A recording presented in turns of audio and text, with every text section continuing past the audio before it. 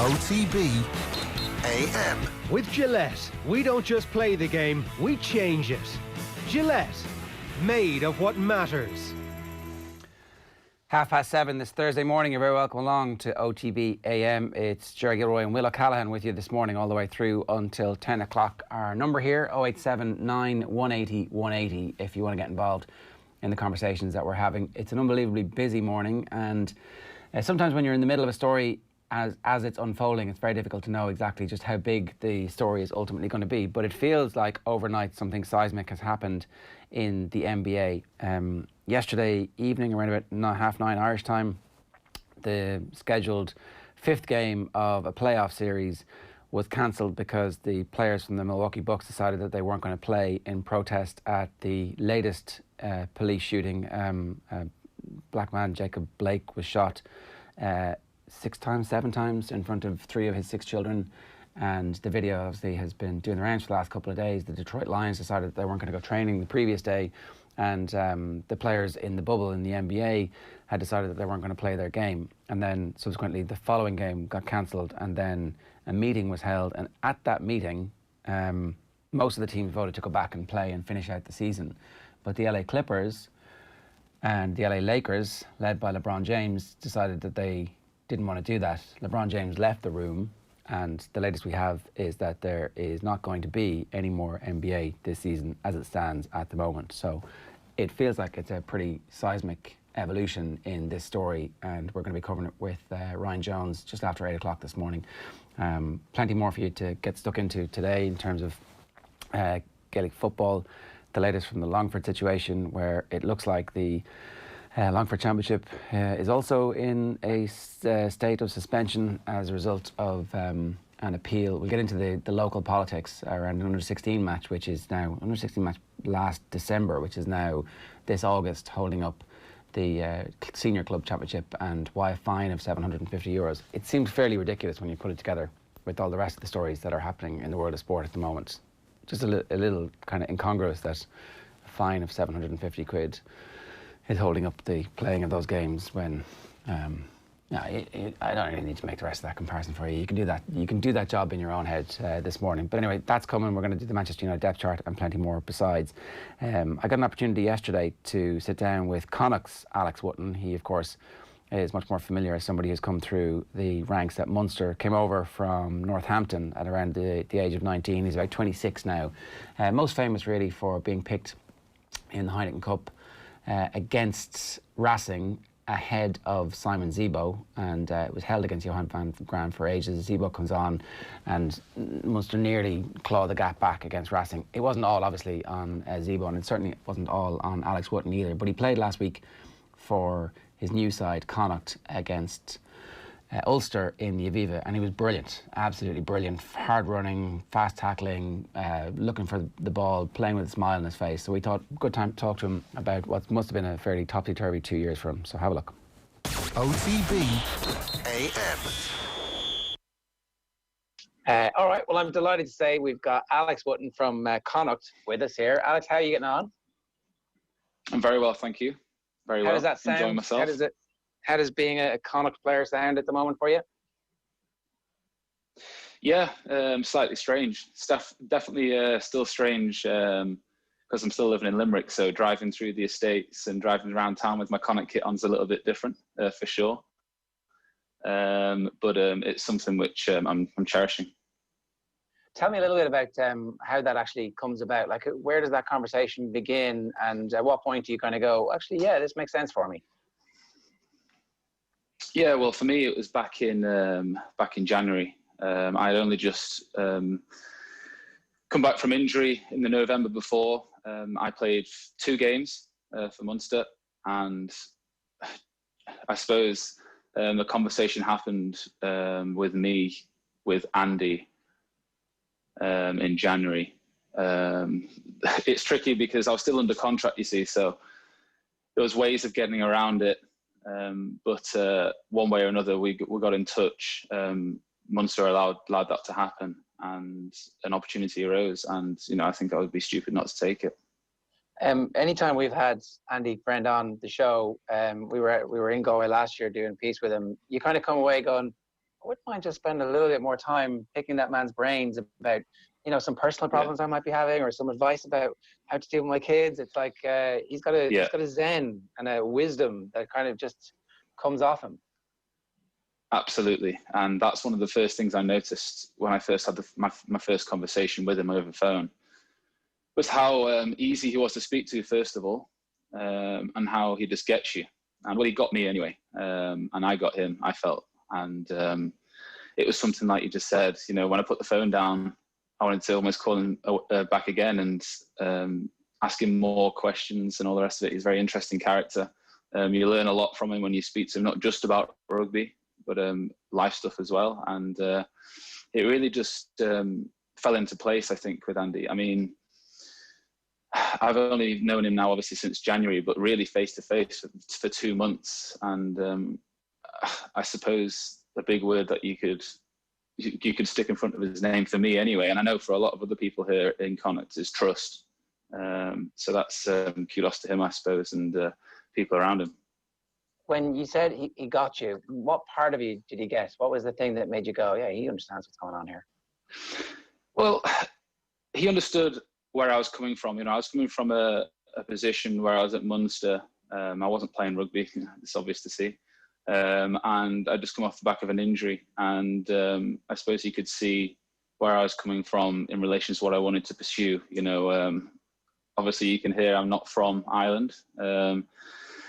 So I came to Ireland to play rugby, and that wasn't happening. So he just understood what I wanted to do and the next steps. And he put something on the table which, like I was saying before, would be stupid not to take hold of. And there's still a hell of a lot of work to be done. There's a plan. There's a plan, short term for me anyway, because like we were saying before, it's a loan agreement. So I can only concentrate really on the next year. But I feel that with him and with the people around him and the squad, there's definitely a good buzz around it, and I'm excited for it. In professional sport is such a weird, unusual and unnatural scenario where a change of scene, a new voice, a little bit of confidence can take you to a position that you 5 months before you didn't think was possible. I was reading somebody today was one of the Barcelona players who was talking about the experience of playing with Messi, and 1 week it's a complete disaster. You think your career is about to end, and the next week you're scoring the winning goal and everything feels amazing. Most of us have highs and lows in our jobs, but it doesn't go from extreme high to being out of the team and having an existential crisis.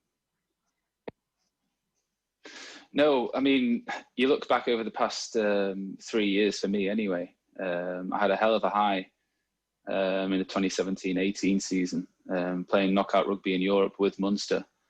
And then, unfortunately, I had an injury which got in the way, but everyone has injuries. And then it was really, for me, I look back now and, that it gave me a hell of a lot of strength to kind of come back through that. I mean, I look what happened in the past 2 years. I didn't play a lot of rugby for whatever reason it was.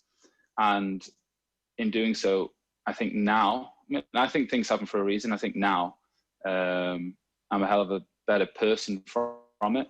And I think I'm a better player as well, because like we're saying there, you get the highs and lows. I've learned the hard way about taking, for instance, the weekend was a high, obviously, first cap for Connacht and a win. Maybe 2 or 3 years ago, I'd be jumping around the room, but now I know next week could be a bad game. It's all about keeping the kind of mellow middle ground. Yeah, I mean, you should definitely celebrate the highs as well when they come, because not that there aren't going to be that many of them, but you don't get too many first caps where you just look so at ease in that backline, and that backline looks so fluid. Like, I'm kind of, watching the TV, you're in and out, and you're like, hang on a second, 7 points, rewind. It's like, Connacht had a scrum in their own 22, and next thing, they're tearing down the sideline with these beautiful hands. And it's like, wow, this is just like watching the Connacht team that won the league a couple of years ago under Pat Lam. Yeah, look, it's something we really do work on in training, which is kudos to the coaches, to be honest. So when it came to the game,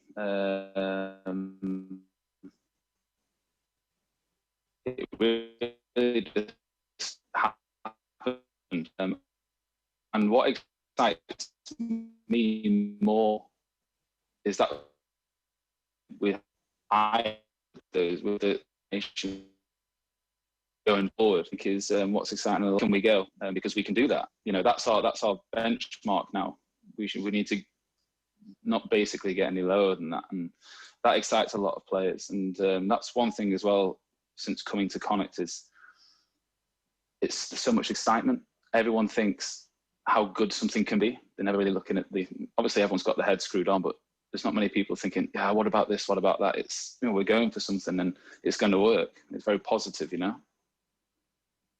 And you've clearly responded to it as well. Like, you know, there was not a second, there was no doubt, there was no second guessing. There was just this is where I'm supposed to be. This is my role. And yeah, we are ripping your defense to shreds in this one moment. It was great to watch. Yeah. No, it really wasn't, to be honest with you. First text I got after the game was from my fiancée Lucy, and it was you know, it's great to see you out there with a smile on your face. It's been so long, and that I think really was just you get a lot of people saying that, like you've just said there. It was great to watch, but to be honest with you, it was even better to play in. I'm sure. Come here. You talked about your injury a couple of times there. What was the injury, and how bad did that get? Yeah, look, it was something which was tricky, to say the least. We flew away to South Africa, if you can remember, before the quarterfinals against Racing, and I played against the Kings, and basically I ruptured my patellar tendon, and it was obviously then I missed the game basically against the Cheetahs, and then the following week we played Racing.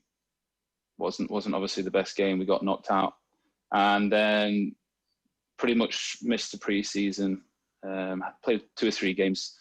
I think I played actually 6 games. I played 23 games that year, the 2017-18 season, and I played 6 games the following season. And it was just an ongoing issue. Tried everything under the sun, and then it became evident that I needed to have surgery. So I had surgery the back end of that season then. And then that's when I came back in November. And it's amazing because I look back now, and COVID was the best thing that happened to me as well. It gave me extra time to be able to rehab and sort niggles out. And I really feel revamped and refreshed. I don't know that much about the patellar tendon. Is that at the back of the knee? Is that one? No, it's basically what it's underneath your patella, so your kneecap. Okay. So underneath there's a rupture, and there's a bit of other damage in there as well. But it was a bit complicated. But I got flown out to Sweden, and he sorted me out, to be honest. Hacken, Alfred. Right. So that it's great that there is access to that level. Were you actually injured for the Racing game that you played in? Because you started that match, isn't that right? I started that game, yeah. Would I say I'm injured? I wasn't 100%, I don't think. Looking back, it was funny because the season before, I was obviously in the development squad, and I remember there was about 3 or 4 injuries in the game coming into actually the Scarlets game in the final. Do you remember when Munster lost? And I'd pulled my hamstring against Connacht, believe it or not, I think 2 weeks before. And I got pulled into an office with Razzie. And he said, Woots, are you ready to go this weekend? There's a few injuries and I need you ready. Are you ready? And I said, I don't think I am now. And I remember leaving the office thinking, why did I say that? Why did I say that? And lo and behold, a year later, I got asked the same question. And I said, 100% ready for it, 100% ready for it. And looking back, the game didn't go well, but at the end of the day, it had adrenaline and all the rest of it. It didn't hold me back. There was a few things that went wrong, and I learned a hell of a lot from that game. It was the best thing and worst thing. And yeah, it was something which wasn't 100%, but look, who does play 100% nowadays, you know? So I guess that game has become kind of the non-selection of Zebo for that game has become something of an issue retrospectively, kind of in the end of the Zebo era. And you're the player who, in people's minds, replaces him. So you wake up the next couple of days to stories going, Zebo should have started the game. What was that actually like to live through? For me, it was. I mean, for me, it was great because I got selected ahead of a Lion again, ahead of an international. So it was great for me, and I was confident going into the game because obviously I had a hell of a season, kind of like a breakthrough season, and I was ready to take the game. And we didn't perform on a team basis. It didn't happen, and I think I got subbed. I didn't have a great game either. Don't get me wrong, and it kind of all fell after the game. It all fell in the way of Simon should have been picked, and for me, it was. I've always been pretty good in not listening to media and all the rest of it, but obviously that was something which was printed in almost the headlines, and I was, we're talking 3 years ago now, so I was 23 at the time, and it's something which has just made me stronger, I suppose, in that aspect in relation to media and rugby and all the rest of it. But the feeling at the time was great. To be honest with you, it's great because I got selected against, a very good player. It's not. I've got nothing really else to say about that. It was great. I mean, that's the only thing I could think about at the time. Yeah, well, look, that's a really good attitude to have as a professional sports person. You've got to go out there and think, yeah, I should be here. I mean, it's my job to prepare to the point where 100%. 100%. That's the thing. I mean, you speak to fighters as well. If a fighter goes into a fight thinking, "Oh, I shouldn't be here," well, then he's already lost. You know yourself, speaking to a lot of sports people. I knew the first day that I rocked up to Munster, my first senior session, that I was better than him. If I'm not going to have that attitude, then what's the point in being there? And looking back now, me and Zivo, he made me definitely a lot better, and I think I made him a hell of a lot better as well. We had that rivalry, you could say, on the training field, and it obviously came down to a decision towards the end of the season in a game where it could have gone 50-50, and look, the coach picked one, and it's not as if I can say, look, I'm not sure about this. I was 100% taking that on. Look, it is a great attitude to have, I think, and it's great to hear that too, because sometimes young players get into a game and then the shitstorm that comes afterwards, it's like, oh well, actually, your bulletproof confidence might be rocked, but that clearly isn't the case for you. Why we haven't heard as much about you since is clearly down to injury. Yeah, well, you can say that, but at the same time, I do look back and I think from that game, whether it would be coaches, well, they're the people that select the team, probably lost maybe a lot of confidence or trust, because on such a high stage, I missed a tackle against Teddy Thomas. Look back on the season, I had a great season, but it's one it's the standout one, and it has to really be kind of based on that, as well as the injury. It'll be like a 50-50 decision, I suppose, because like anybody, you come back from injury, you're getting given opportunities, but maybe that didn't really happen for me because of the game. So there's a picture in the coaches' heads when they're coming to select the team, and no matter what you're doing in training and no matter how well you're performing, the picture that they have is this kind of endless loop of a missed tackle in the Champions Cup semi-final. Yeah, I suppose. Does it feel that way? Is that what it feels like for you? Look, at the end of the day, if you're saying you feel great and you feel like you can take the pitch, then physically you're 100% right. So then it must be something else. So, Yeah. No, that's totally fair enough. And maybe if you go back in retrospect, do you say you're 100%, or you kind of have to because that's your gig, isn't it? Like, it's my job. It's my job, and it's on the biggest stage possible. So you'd be stupid not to. And I think the whole weirdness of professional sports careers is that frequently you find the best place for you eventually. And look, as we said, it's very early on in Connacht, but the Connacht selectors don't have that in their heads. They're not thinking of that game. They're thinking of what you've done in training for them this week, last week, and the previous 2 weeks, and how you've shown up. And then, the first bit of tape they get on you is the game in the Aviva where it looks like your back line is fully functioning. Yeah, and that's it. It's just so refreshing. Whether or not it is the right place for me, time will tell.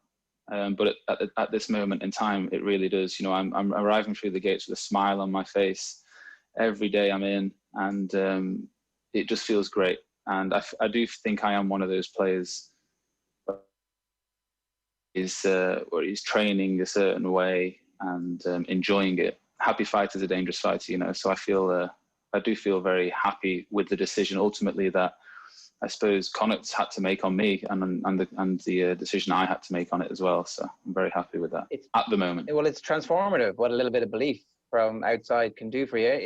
Again, you have to be self-motivated. Absolutely. But at the same time, to be in a system where they're like, okay, that guy, he's our guy, he's going to be able to do this anytime he gets the ball. So we're building around this, and the expectation then becomes self-fulfilling. Yeah, that's it. And it's tricky because, you know, for me, I always knew what I could do. But for some of the boys here at Connacht, they hadn't seen what Alex Wootton could do the past 2 seasons. So it was kind of nice to be able to play at the weekend and show a little bit of what I could do. And it's all about that kind of like camaraderie and building relationships on the field. You know, building relationships on the field is really where it all happens. You can train as much as you want, you can talk as much as you want, but as soon as you put your body on the line and each other of your teammates respect you a bit more, and it's all about building that. I can see too that when things at Munster were going the way they were, that the opportunity to continue with the Irish adventure, it's like, well, I'm in so far that I need to make sure that I give this every last opportunity for it to succeed. Was it difficult, the decision in the first place to come over? Your dad's from County Down, I think, is that right? That's correct, yeah. He's, as the story goes, he and his brother and sister were born up there, and he, cut a long story short, was in a childcare home, and then his father moved back to Macclesfield in England and ended up coming back over, collecting the kids and taking them back. So that's how my family ended up over there. But yeah, that's something which was definitely in my head with making the decision. I had conversations with Joe throughout that season when I was playing regularly with Munster, and obviously overnight or however long it was, they stopped because you weren't playing rugby. So out of sight, out of mind, I suppose. And ultimately, I moved over here to play rugby, and that wasn't really happening. So it was really an easy decision for me to come to Connacht because of those two things. Hopefully find form, play rugby, and then secondly, I know then if I'm playing rugby, then there's an outside shot of something to work towards for the Irish stuff. It sounds like there's quite an amazing backstory there, and I'm not going to push on it at all, but like I can see how family history becomes entwined with the desire to do something in a job, and it's a very powerful motivating factor when you're playing with loads of different conflicting emotions. Yeah, that's something as well which I would have honed in quite a lot over the past 2 seasons. It was always about growing up in England anyway, it was always about just wanting to be a professional rugby player. And then when it happened, it was kind of like, well, not necessarily what now, but it had to refocus on the next goal, where you can say for 20 years of my life, well, not necessarily 20 years, but whenever I started playing rugby, it was always to do one thing. And then that one thing happened, I suppose, throughout that season. And it was about recalibrating and setting out new goals. So I've learned a lot of things like that, of the outside motivation, which kind of makes me tick. And that's definitely something which I'm putting in place now, which wasn't there before.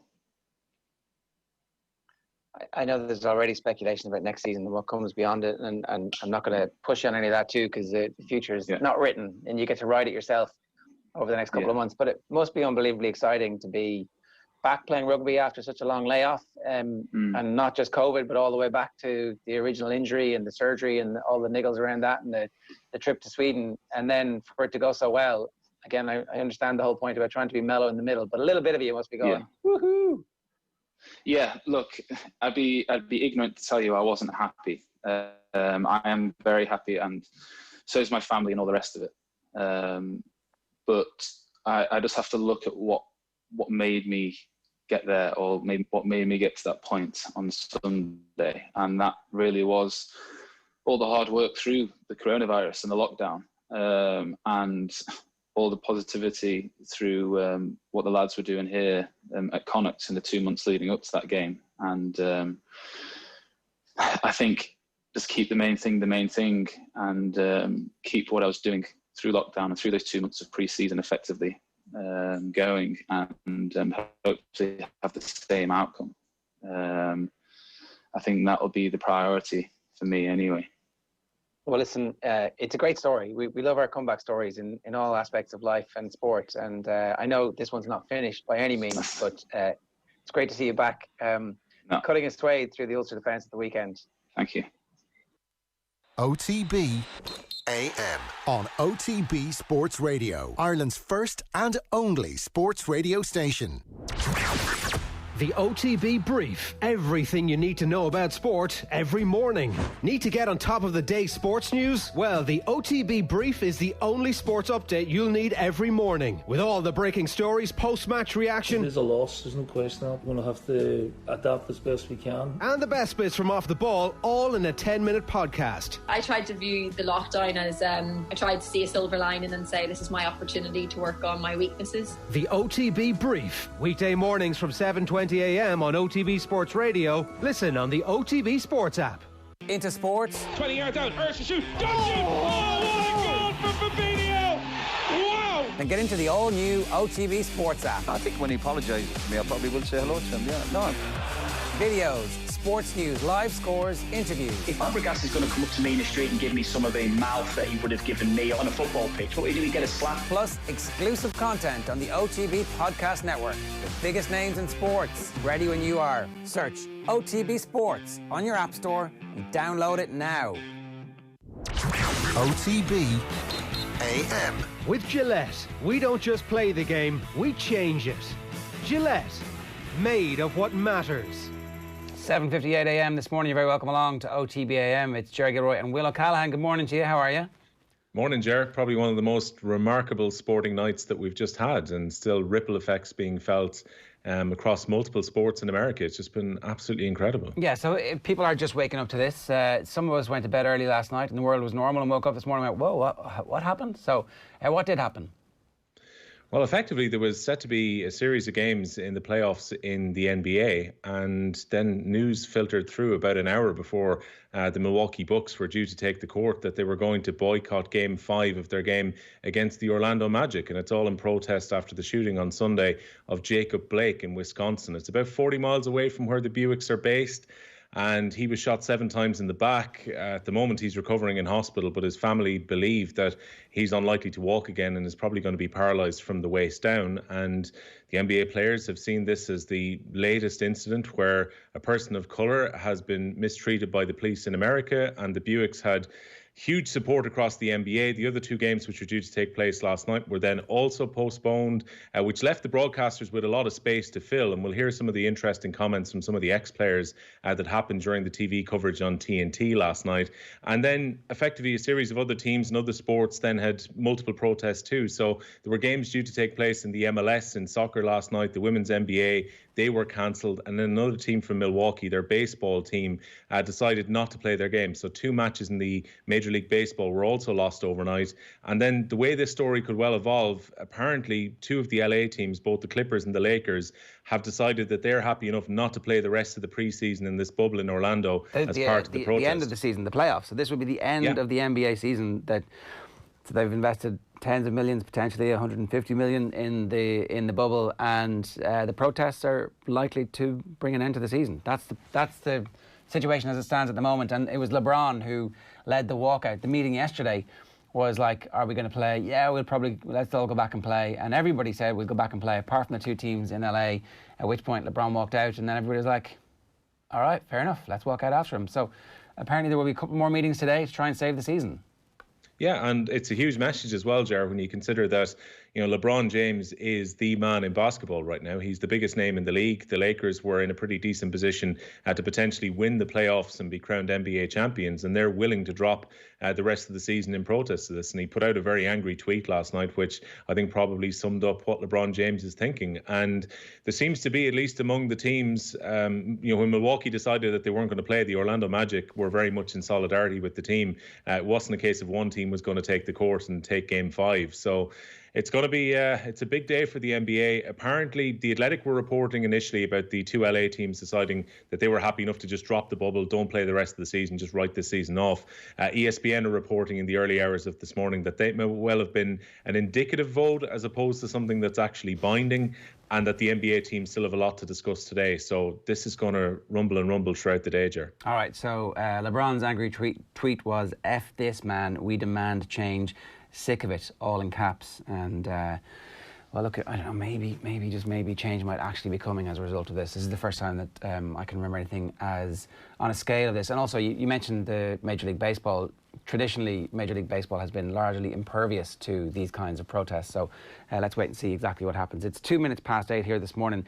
A very busy programme for you. We're going to get to Ryan Jones to put some context on this conversation in just a couple of minutes' time. Later on, we're going to speak with Daniel Harris about the Manchester United depth chart. If you have any questions for him, 0879 180 180. We're going to speak about the sponsorship market and how the world is recovering slightly in the world of sports and what they're doing to make up for some lost revenues. This is going to be interesting in terms of what the future of the GAA, the IRFU and the FAI in particular, but also the rest of the sporting world who rely on sponsorship to be able to put games on, to keep the lights on, all that kind of stuff. So we'll talk about the recovery that's happening there, and we'll bring you the very latest on the Longford GAA saga. It turns out Bohemians might be due a windfall if Matt Doherty ends up joining Spurs. They could be getting up to £2 million, which it constitutes winning the lottery in terms of the League of Ireland at the moment. So maybe they're the new force who are going to be able to rival Rovers over the next couple of years as opposed to Dundalk. We'll get into all that for you a little bit later on as well. But I want to bring you this now. In the early hours of the morning,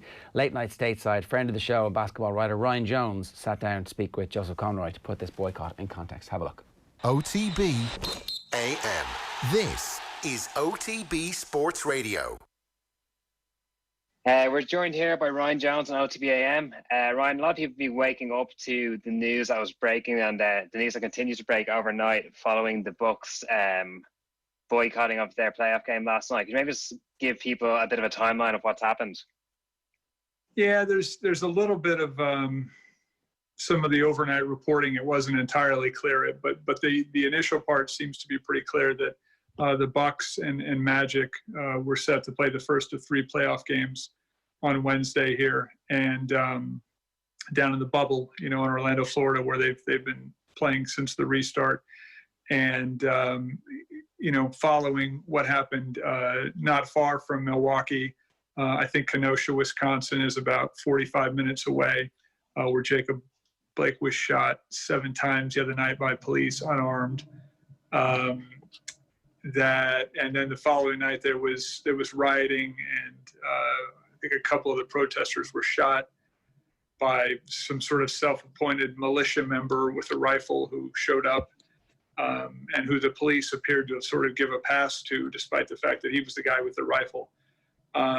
So just those couple of nights of really awful things happening, I guess it felt like it reached ahead for these guys on the Bucks.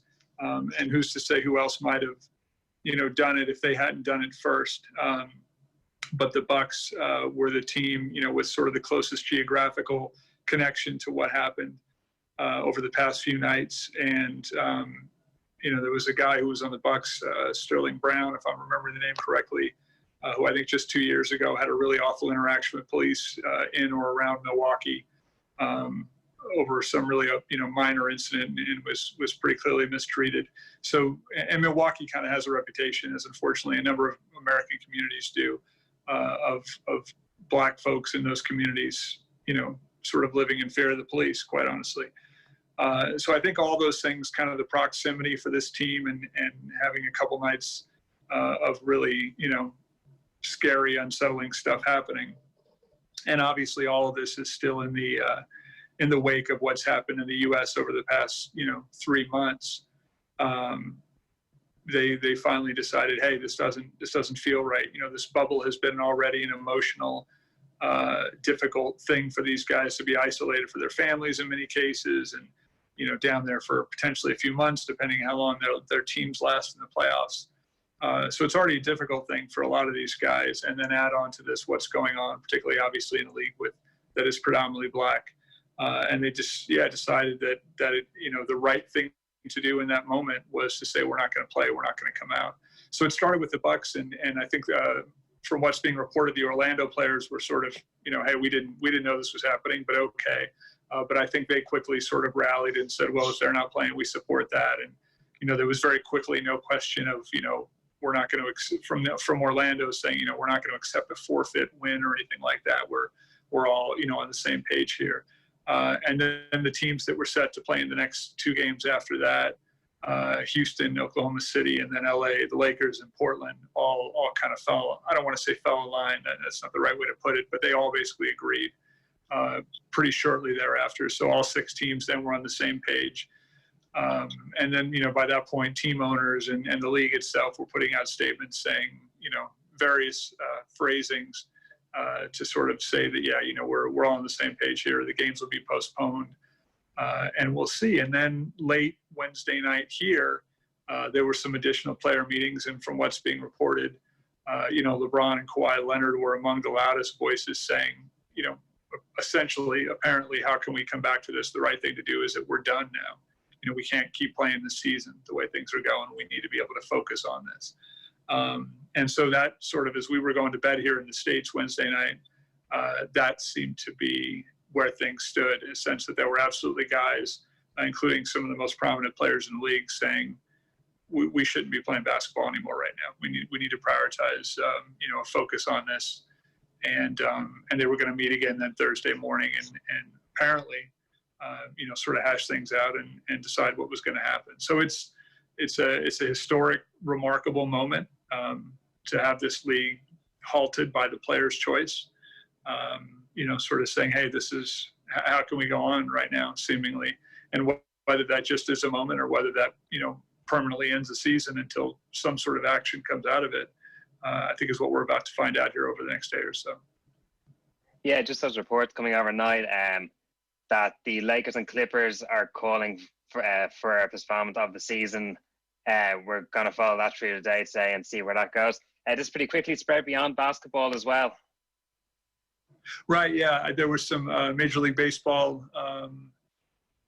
I think the Milwaukee Brewers, I don't pay much attention to baseball over here, but I believe the Milwaukee Brewers had a game that they were, either considering or decided not to play, and then at least one, I think, Major League Soccer game, they was suspended when the players sort of came out in unity.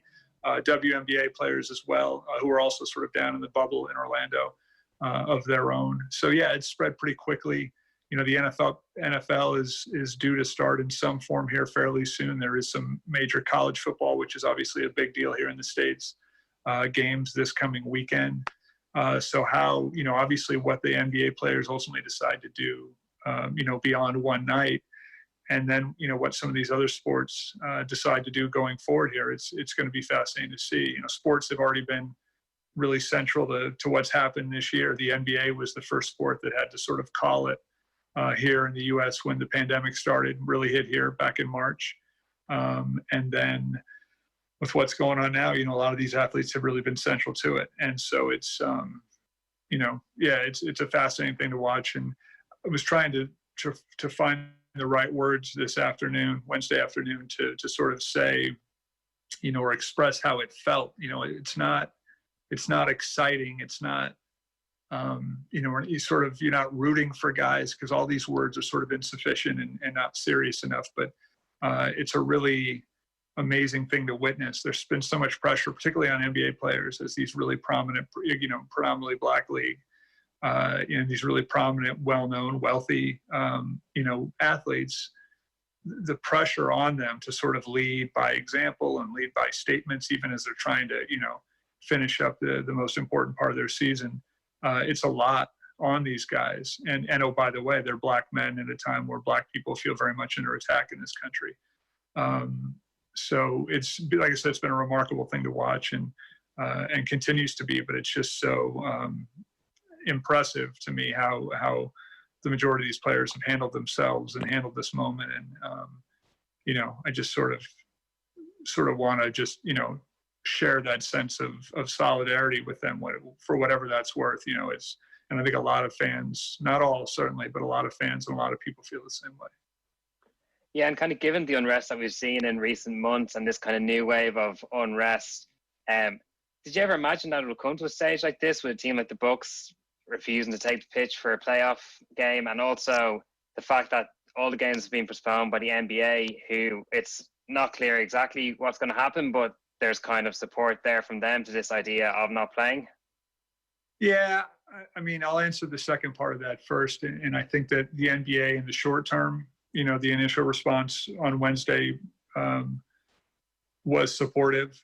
Long term, the owners, the billionaires who own these teams, the longer this goes on, the more likely you're going to see some of those people say, we're losing a lot of money here. We need to get back and play games and get the season back going.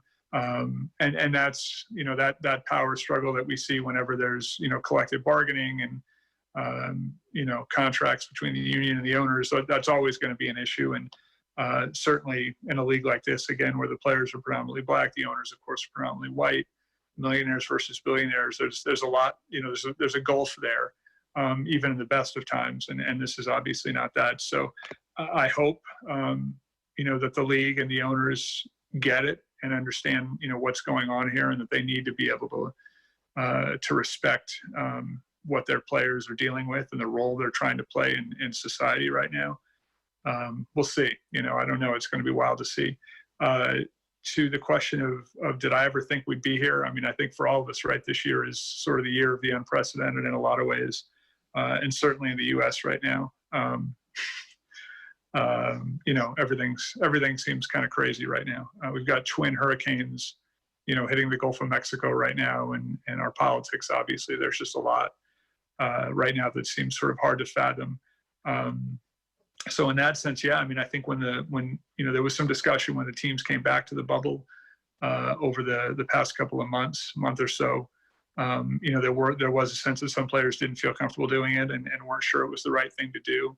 And that discussion's been out there. And then obviously since the league has restarted, a number of guys have made a point in their media, post-game media availability, sort of in response to the first question asked, to bring up the name of George Floyd or Breonna Taylor and continue to draw attention to those issues. So in that sense, yeah, I don't think it's shocking anymore that the Bucks and then the other teams might follow suit and say, yeah, no, we got to stop, and that might mean stopping the whole season. It's crazy to fathom, and certainly, a few months ago it wouldn't have seemed possible. But the way everything's been going lately, I guess it's not that surprising. I don't think now. Yeah, and like you said, kind of it probably is a day when most of the attention is probably going to end up away from the NBA and away from basketball because there's bigger issues going on. We saw here, looking at the US, the kind of wave of protests after the George Floyd killing. Prior to yesterday, just to kind of get an idea of what protests were going on, compared to sort of that national kind of coast-to-coast protest movement, what level were things at? And do you think an action like what happened last night is going to kind of help to reactivate and maybe escalate that protest movement? Yeah, I mean, it's, I think it certainly has tapered off, right? After that initial, burst of activity, I think through June, especially those first few weeks. But, in certain cities, Portland, pretty famously, Chicago, bigger cities more so. And I think a lot of sort of smaller marches and protests in a lot of smaller cities all around the country have still been going on, but certainly not to the intensity that we saw. But I wonder, certainly after what just happened, outside Milwaukee, if that's about to kick back up again. And yeah, I wouldn't be surprised. So it had tapered off, but I think we're on the verge of it maybe kicking up again. And then again, our political conventions here, the Democrats were last week, the Republicans are going on now. I don't know if they finish tonight. I've tried to avoid it. But yeah, so that's a lot of the rhetoric around that has certainly inflamed things. So yeah, it's I'm not sure what'll come next here, but I certainly wouldn't be surprised if we see the protests sort of kick back up again to a higher level and more widespread and more people participating again. Yeah, I would sort of expect it at this point. Yeah, no, definitely going to be fascinating to watch, especially as that election gets closer. Thanks a lot for staying up to join us, Ryan. Really appreciate it. Yeah. All right, Joseph. Take care. Thank you. Right, that's Ryan Jones in conversation with Joseph a little bit earlier on. Will, good morning to you again. How are you? Good, good. We also have Shane with us this morning. Shane, how are you? Morning, lads. So this is obviously an evolving story that kind of a lot of people are waking up to this morning going, what the hell's going on here? So we don't know is the short answer to whether or not there's going to be an NBA season. I would say it's probably odds against that they're going to finish out the season. Who knows? There'll be a series of meetings today, but as Will rightly said, 3 games pulled yesterday at the last minute. As a result, the broadcasters had to fill a lot of airtime, and it sounds like they did it fairly magnificently with a proper, sustained, long discussion about the state of the world right now. Yeah, I guess we'll walk through this story for our viewers and listeners who maybe haven't heard the full scale of it. So, yeah, the Milwaukee Bucks, leading one of the most powerful sporting protests in recent memory last night, they decided to sit out Game 5 of their NBA playoff, as we've mentioned, with the Orlando Magic. The Bucks were protesting the police shooting of Jacob Blake in Wisconsin on Sunday. He remains in hospital but is recovering. Blake, a 29-year-old black man, was shot 7 times in the back by police in Kenosha, Wisconsin, as he tried to enter the driver's side door of his vehicle. 3 of his children were inside the vehicle. Officers said they were responding to a domestic disturbance. Blake's attorney, Ben Crump, said his client is paralysed and it will take a miracle for him to walk again. Milwaukee is around 40 miles north of where that shooting took place. After the Lakers and the Trailblazers indicated they would do the same, the NBA postponed last night's 3 games. The other involved the Houston Rockets game against the Oklahoma City Thunder. It's the most potent sporting action taken yet in the Black Lives Matter movement. Bucks stars Sterling Brown and George Hill read this prepared statement from Milwaukee Bucks players after they decided to boycott their game. The past 4 months have shed a light on the ongoing racial injustices facing our African-American community. Citizens around the country have used their voices and platforms to speak out against these wrongdoings. Over the last few days in our home state of Wisconsin, we've seen the horrendous video of Jacob Blake being shot in the back 7 times by a police officer in Kenosha, and the additional shooting of protesters. Despite the overwhelming plea for change, there has been no action, so our focus today cannot be on basketball. When we take the court and represent Milwaukee and Wisconsin, we are expected to play at a high level, give maximum effort, and hold each other accountable. We hold ourselves to that standard, and in this moment, we are demanding the same from lawmakers and law enforcement. We are calling for justice for Jacob Blake and demand the officers be held accountable. For this to occur, it is imperative for the Wisconsin State Legislature to reconvene after months of inaction and take up meaningful measures to address issues of police accountability, brutality, and criminal justice reform. We encourage all citizens to educate themselves, take peaceful and responsible action, and remember to vote on November 3rd on behalf of the Milwaukee Bucks. That's Sterling Brown and George Hill there. I should point out, though, that these protests in Kenosha have been met with, there was a really haunting scene of a 17-year-old with an assault rifle firing into the crowd. He's now been charged with murder. So what's happened here has been 3 or 4 nights of massive riots that have been sparked by the latest incident. So it's a tinderbox that was already ready to blow, and there have been fairly horrific incidents of white supremacists as an answer to the people protesting the original shooting. So that all is the context for what's happened yesterday.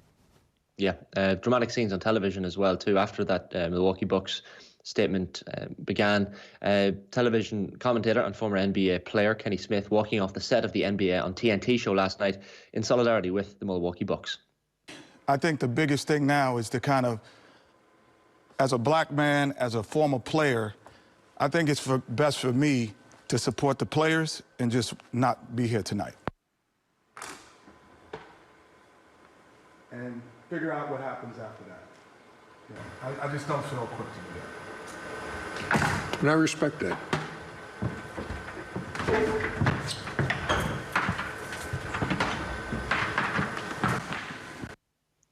Yeah, Kenny Smith there walking off the NBA on TNT show last night in solidarity with the Milwaukee Bucks players. Meanwhile, Chris Webber, the 5-time NBA All-Star and former NBA Rookie of the Year, delivered this powerful message on television last night.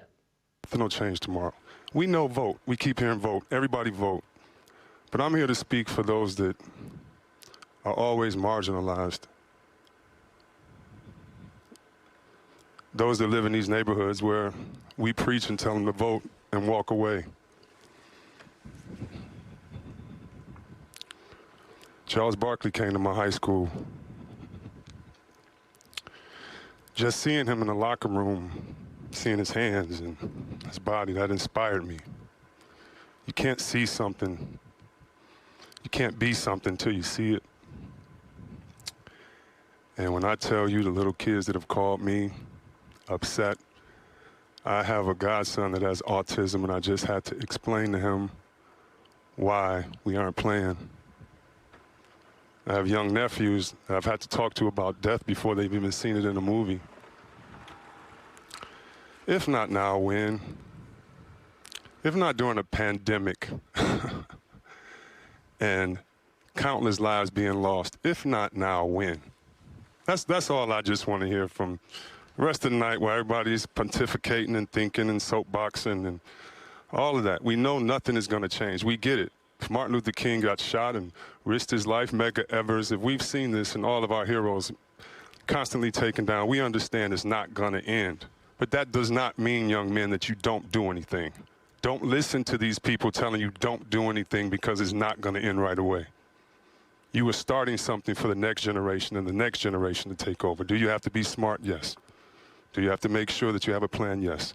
Do you have to be articulate about that plan? Yes. All of those things. But that's what you're going to do. They're professionals. They know how to be the best of themselves. And so I applaud it. I applaud it because it is the young people. It is the young people leading the way. And I applaud them. Yeah, really powerful words there from Chris Webber on television last night after this Milwaukee Bucks solidarity protest. Former President Barack Obama was one of those who spoke out on Twitter last night saying, "I commend the players on the Bucks for standing up for what they believe in, coaches like Doc Rivers and the NBA and WNBA for setting an example. It's going to take all our institutions to stand up for our values." In his post, Obama shared this video of LA Clippers head coach Doc Rivers speaking about the protest. All you do is keep hearing about fear. It's amazing to me why we keep loving this country and this country does not love us back. And it's really so sad. Like, I should just be a coach. And it's so often reminded of my color. You know, it's just really sad. We got to do better. But we got to demand better. Like, we got, you know, it's funny. We protest and they send riot guards, right? They send people in riot outfits. They go to Michigan with guns and they're spitting on cops and nothing happens. The training has to change in the police force.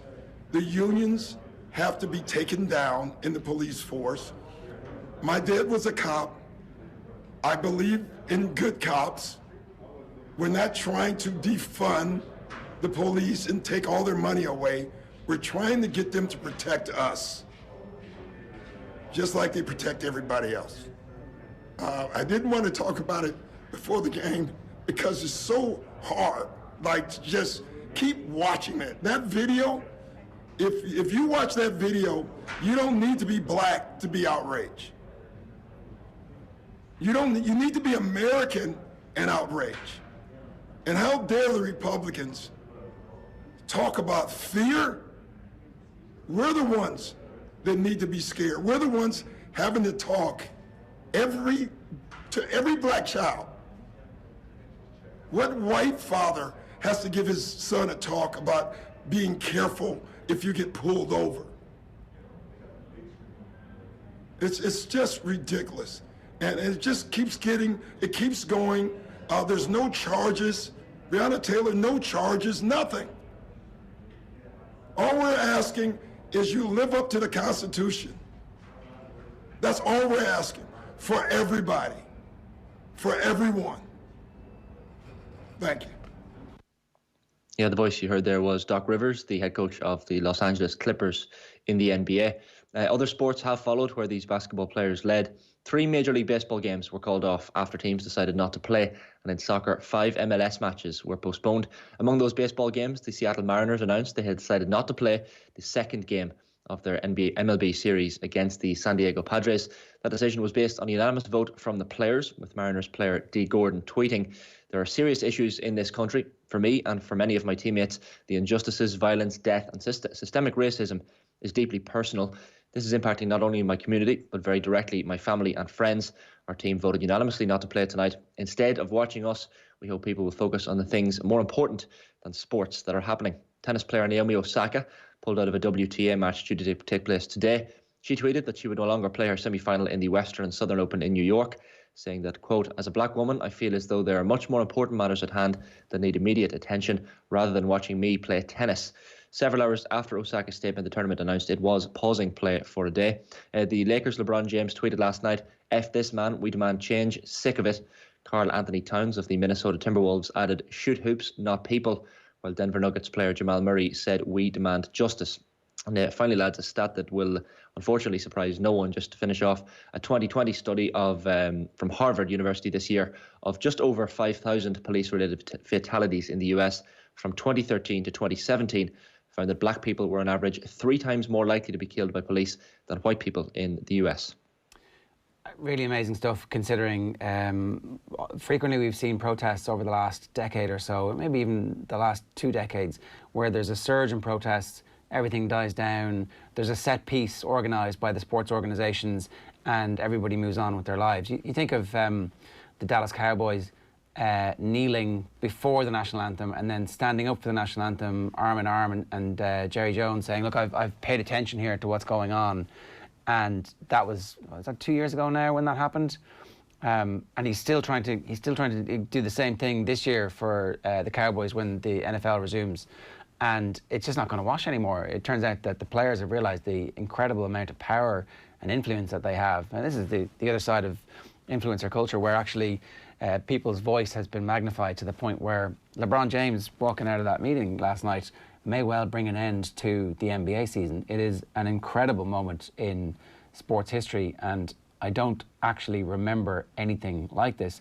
If you think back, obviously I wasn't alive when it happened, but in the protest, the Black Power salute in the Olympic Games in Mexico, the 2 protagonists were shunned by the Olympics, they were shunned by the US Olympic Committee, and they were shunned by sponsors for ages afterwards. It was really like 25, 30 years later that polite society welcomed them back in. All the time they were obviously heroes to the black community and to people with any sense of a brain. But it's just really interesting. I think that it feels like perhaps things might actually change as a result of this. I think as well, Jared, this is exactly 4 years to the day yesterday that Colin Kaepernick took a knee. And at the time, Colin Kaepernick and the minority of players in the NFL who were protesting at that stage felt like they were very much on the margins, while there is a feeling that there's a united front coming from the basketball players across the NBA here. Like, the stakes are an awful lot higher than a preseason NFL game versus potentially a season being pulled down entirely. And when players decide that they're going to do this, it gets the attention of those billionaires and it gets the attention of those who are in power. The stakes, to me, feel, even in that very short period of time of 4 years, are much higher this time around. And the fact that other sports have done so in solidarity too, it probably shouldn't be sports people that have to be the role models and those who are getting the conversation rolling. But for me, this seems like it's a massive jump up even to that short period ago. Yeah, look, I think ideally leadership would come from politics, but that's not the case. It's certainly not the case over there. It certainly hasn't been the case in our nearest neighbour. And, you know, I mean, maybe we have to look at ourselves a little bit here and think about things too. It was interesting listening to one of the people speaking there who was it said, don't listen to people who were saying don't do this. I was like, that's exactly what David Goff was saying. In the Examiner carried it, and it was from a podcast at the weekend where he was saying that 3 senior officials in the GAA told him, do not wear the rainbow armband. You're going to regret this. It's going to damage your career. It's exactly what people in power tell people who want to bring change. And we've all got to look at ourselves, I think. If this is going to have any meaningful, long-lasting repercussions, it shouldn't just be for the NBA, and it shouldn't just be for sport in America and society in America, but it's certainly an opportunity for us all to open a conversation. 8:30 this morning here. OTB AM is live in association with Gillette. Good morning. Start with Gillette, giving you the confidence to tackle the day ahead. Daniel Harris is with us. Daniel, good morning to you. How are you? I'm good, thanks. I'm confident to tackle the day ahead. Okay, that's good. Well, I think there's a realistic chance that Leo Messi will be a Manchester United player. Tell me why I'm a fool, Daniel. I don't know. I don't have any information, so I'm speculating. I think he'll probably go to Manchester City. It just seems to make the most sense in that they have the money to pay him. They have the means to do that within the rules, apparently, and he has a relationship with Pep Guardiola. So I think that is the most likely destination for him. I'd be fairly surprised if United were prepared to commit £1 million a week to pay his wages, because that would actually have to come out of the club's coffers, like in a way where City are able to do that via different kinds of sponsorship, it seems. I don't think United would be prepared to do that or be able to do that.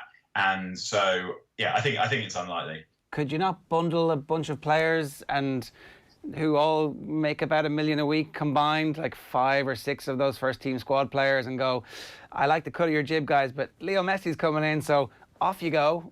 We'll take no money for you from another Premier League team just to free up the wage bill. And in fairness, no other club in the world is as well set up to wrestle the last bit of value out of having Leo Messi's image rights available to sell tractors in Ukraine. Yeah, I mean, it makes sense in various ways. Like, United need a right winger, but I don't think it'll happen, because I think that he'll want to pay. I think he'll want to play for Guardiola. He played his best football probably under Guardiola, and they know each other. I imagine they're still in touch. So, I mean, you could make a case for why he might come to United. If United shifted, as you say, they've got rid of Alexis Sanchez already. If they get rid of a few more players, then effectively you'd be swapping players that United didn't want for maybe the best player that there's ever been. Yeah, but that sounds good. Yeah, Are you too heartsick? Are you too broken as a teenager when you had your heart broken to even allow yourself to dream of the possibility that Leo Messi might be yours, and then all of a sudden you see him going into the arms of your nearest rival? Is that what's happening here, Daniel? You're talking yourself down in case it might actually happen. Oh, really? It's that. I've been hurt before. As a teenager, it was all good. I've been broken as an adult, so it's worse. It's fresher in the memory, but less formative. I mean, it's very easy to construct sensible arguments, as you have done, as to why Messi might go to United, but I keep coming back to the fact that he would want to play for Guardiola. My guess is also that City have been nurturing and tending to Messi over the last 5 years. Just in case he ever did decide to leave Barcelona, that they would be there to do that in the same way they did with Guardiola.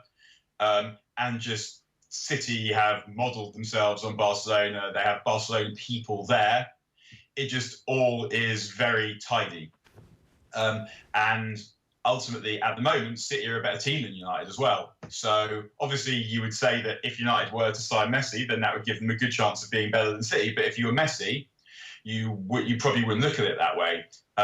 So I would like United to sign Lionel Messi. I mean, yeah, what a ridiculous thing to say that is. I mean, not as ridiculous as Lionel Messi playing for City. That's also ridiculous. But that just seems more likely to me. Okay, well, look, I definitely hope that they're at least scrabbling down behind the Glazers' couch to see what change they can find to push into the table and go, come on, Come on, Lionel, it's Man United. Like, look at our history. I can't buy any couches till the DFS sale is on. Fair enough. Okay. And which is to say that the DFS sale is always on, and they're still not doing it. Fair enough. Okay. Let's do the Manchester United depth chart, which is the task at hand. Ordinarily, we start with goalkeepers at most of these big clubs, and it's fairly straightforward. Going backwards, Lee Grant, Sergio Romero, and then it gets interesting because I hadn't realised Dean Henderson had signed a new contract, making him one of the highest paid goalkeepers in the world. And it's like, why are they doing that exactly? Is it just to ward off interest from Chelsea and keep him happy? Because it's a lot of money to spend for a keeper who's going to be on the bench. Is there any risk that Dean Henderson is actually Manchester United's starting goalkeeper at the start of the season? I am slightly confused by this one, I must say. And this is why, that ultimately United and De Gea are stuck with each other. Unless they know that someone wants to buy him, what United need to do is get the most from David De Gea. Now, they might say, well, having someone to push him is the way to do that. But I think the way I would look at it is I really like Dean Henderson's mentality. Like, he thinks he is good enough to be Manchester United goalkeeper right now. And I admire that. However, I haven't seen enough from Dean Henderson to make me think this guy's best is anywhere near David De Gea's best. And so what I would probably have done is I would probably have taken the money for Dean Henderson this summer on the basis that if he wasn't already at United, I don't think United would be trying to sign him. And I'm also concerned that United will have to generate money for players that they need to buy to make the team better from sales. So spunking Dean Henderson's wages instead of selling him for 50 or 60 million quid and then buying a defender or a midfield player with that money doesn't make that much sense to me. Even though I appreciate that it's good to have competition, you don't want to get into the kind of situation that England were in the late 70s and early 80s when they were literally playing Ray Clements and Peter Shilton in alternate games.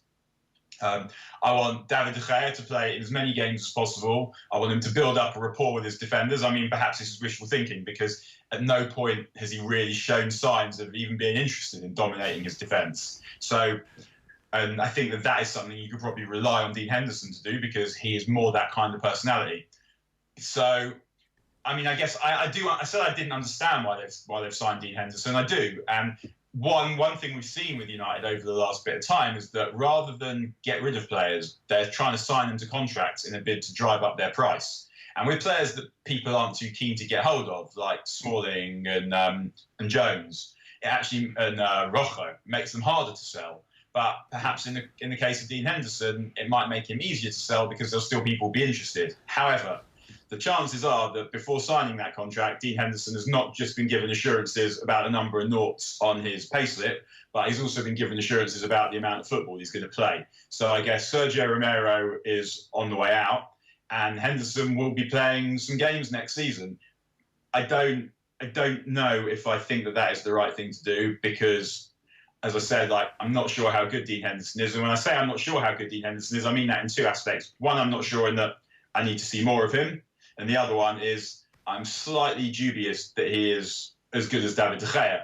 But if you play in goal in a really good team with a really good defence that United don't yet have, but might be looking to have, then you need a goalkeeper like Edwin van der Sar is adequate.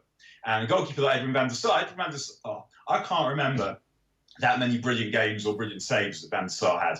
I can remember a brilliant one at Fulham in 06-07 when Ronaldo scored in the last 2 or 3 minutes, and that was a kind of win that set up United winning the league again. But I can't remember that many brilliant games that Edwin van der Sar had. But I also can't remember that many terrible mistakes that Edwin van der Sar had made. And perhaps Dean Henderson will mature into that kind of keeper because I'm not sure if he has the athleticism and the reaction speed to be the goalkeeper who makes miraculous saves like Peter Schmeichel and David De Gea. Okay, that's fair enough. And you can see from a business perspective they're trying to boost value. I don't know if the business of football is similar to Irish football analysis, but frequently when somebody is out of a team, their reputation soars. So we've had various cause celebs all the way back to David O'Leary not being in Jack Charlton's team. And ever since then, we've tried to find somebody for that role. We had Andy Reid for a while, not getting in Giovanni Trapattoni's team.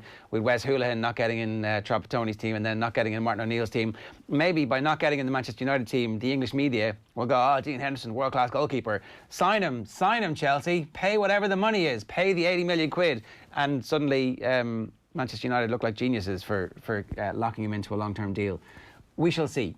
Let's move on to the defence, because David Hay is definitely number one there. In terms of the defenders, there's about 12 defenders that count as being on Manchester United's books at the moment. The bottom of the depth chart has people like Marcus Rojo, Phil Jones, Eric Bailly, Chris Smalling. Do any of these see any game time next season, do you think?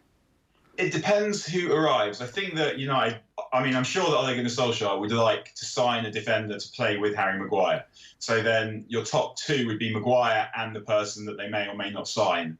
I also think that Ole planned last season to bring Axel Tuanzebe in, but he spent almost all season injured.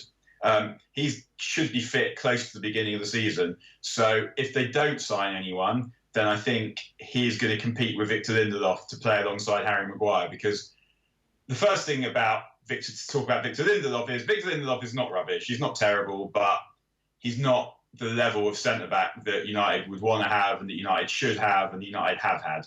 And we saw it most recently against Sevilla. He is capable of playing well and he is solid enough, and you could do really well if the rest of the team was right, but those Tuanzebe, I think, will rival Lindelof for either the number 2 spot or the number 3 spot next season. He won't go on loan, you think? If he's fit, he'll be at the club next season?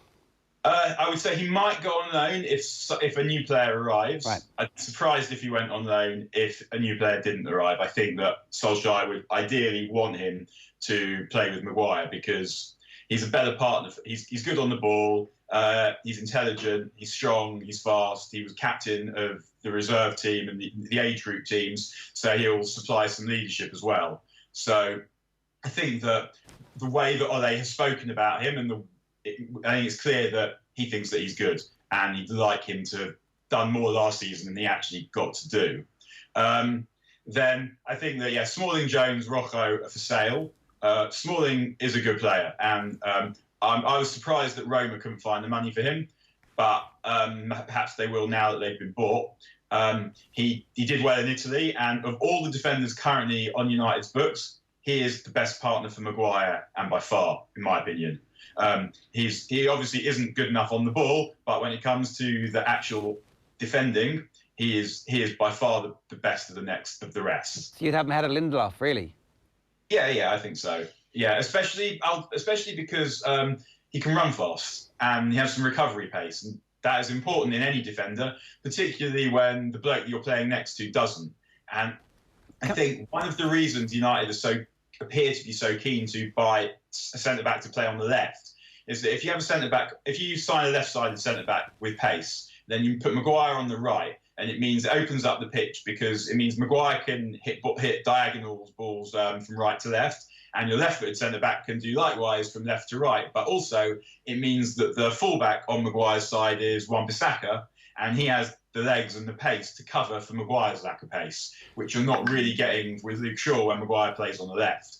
So I think that is what United are looking for. And Smalling, to me, offers more than Lindelof, but he was also, last summer, he was a sellable asset, and there weren't many of those. So they gave him to Roma on loan with presuming that he would do well at Roma because he's a good player, and then the deal would complete. United get some money.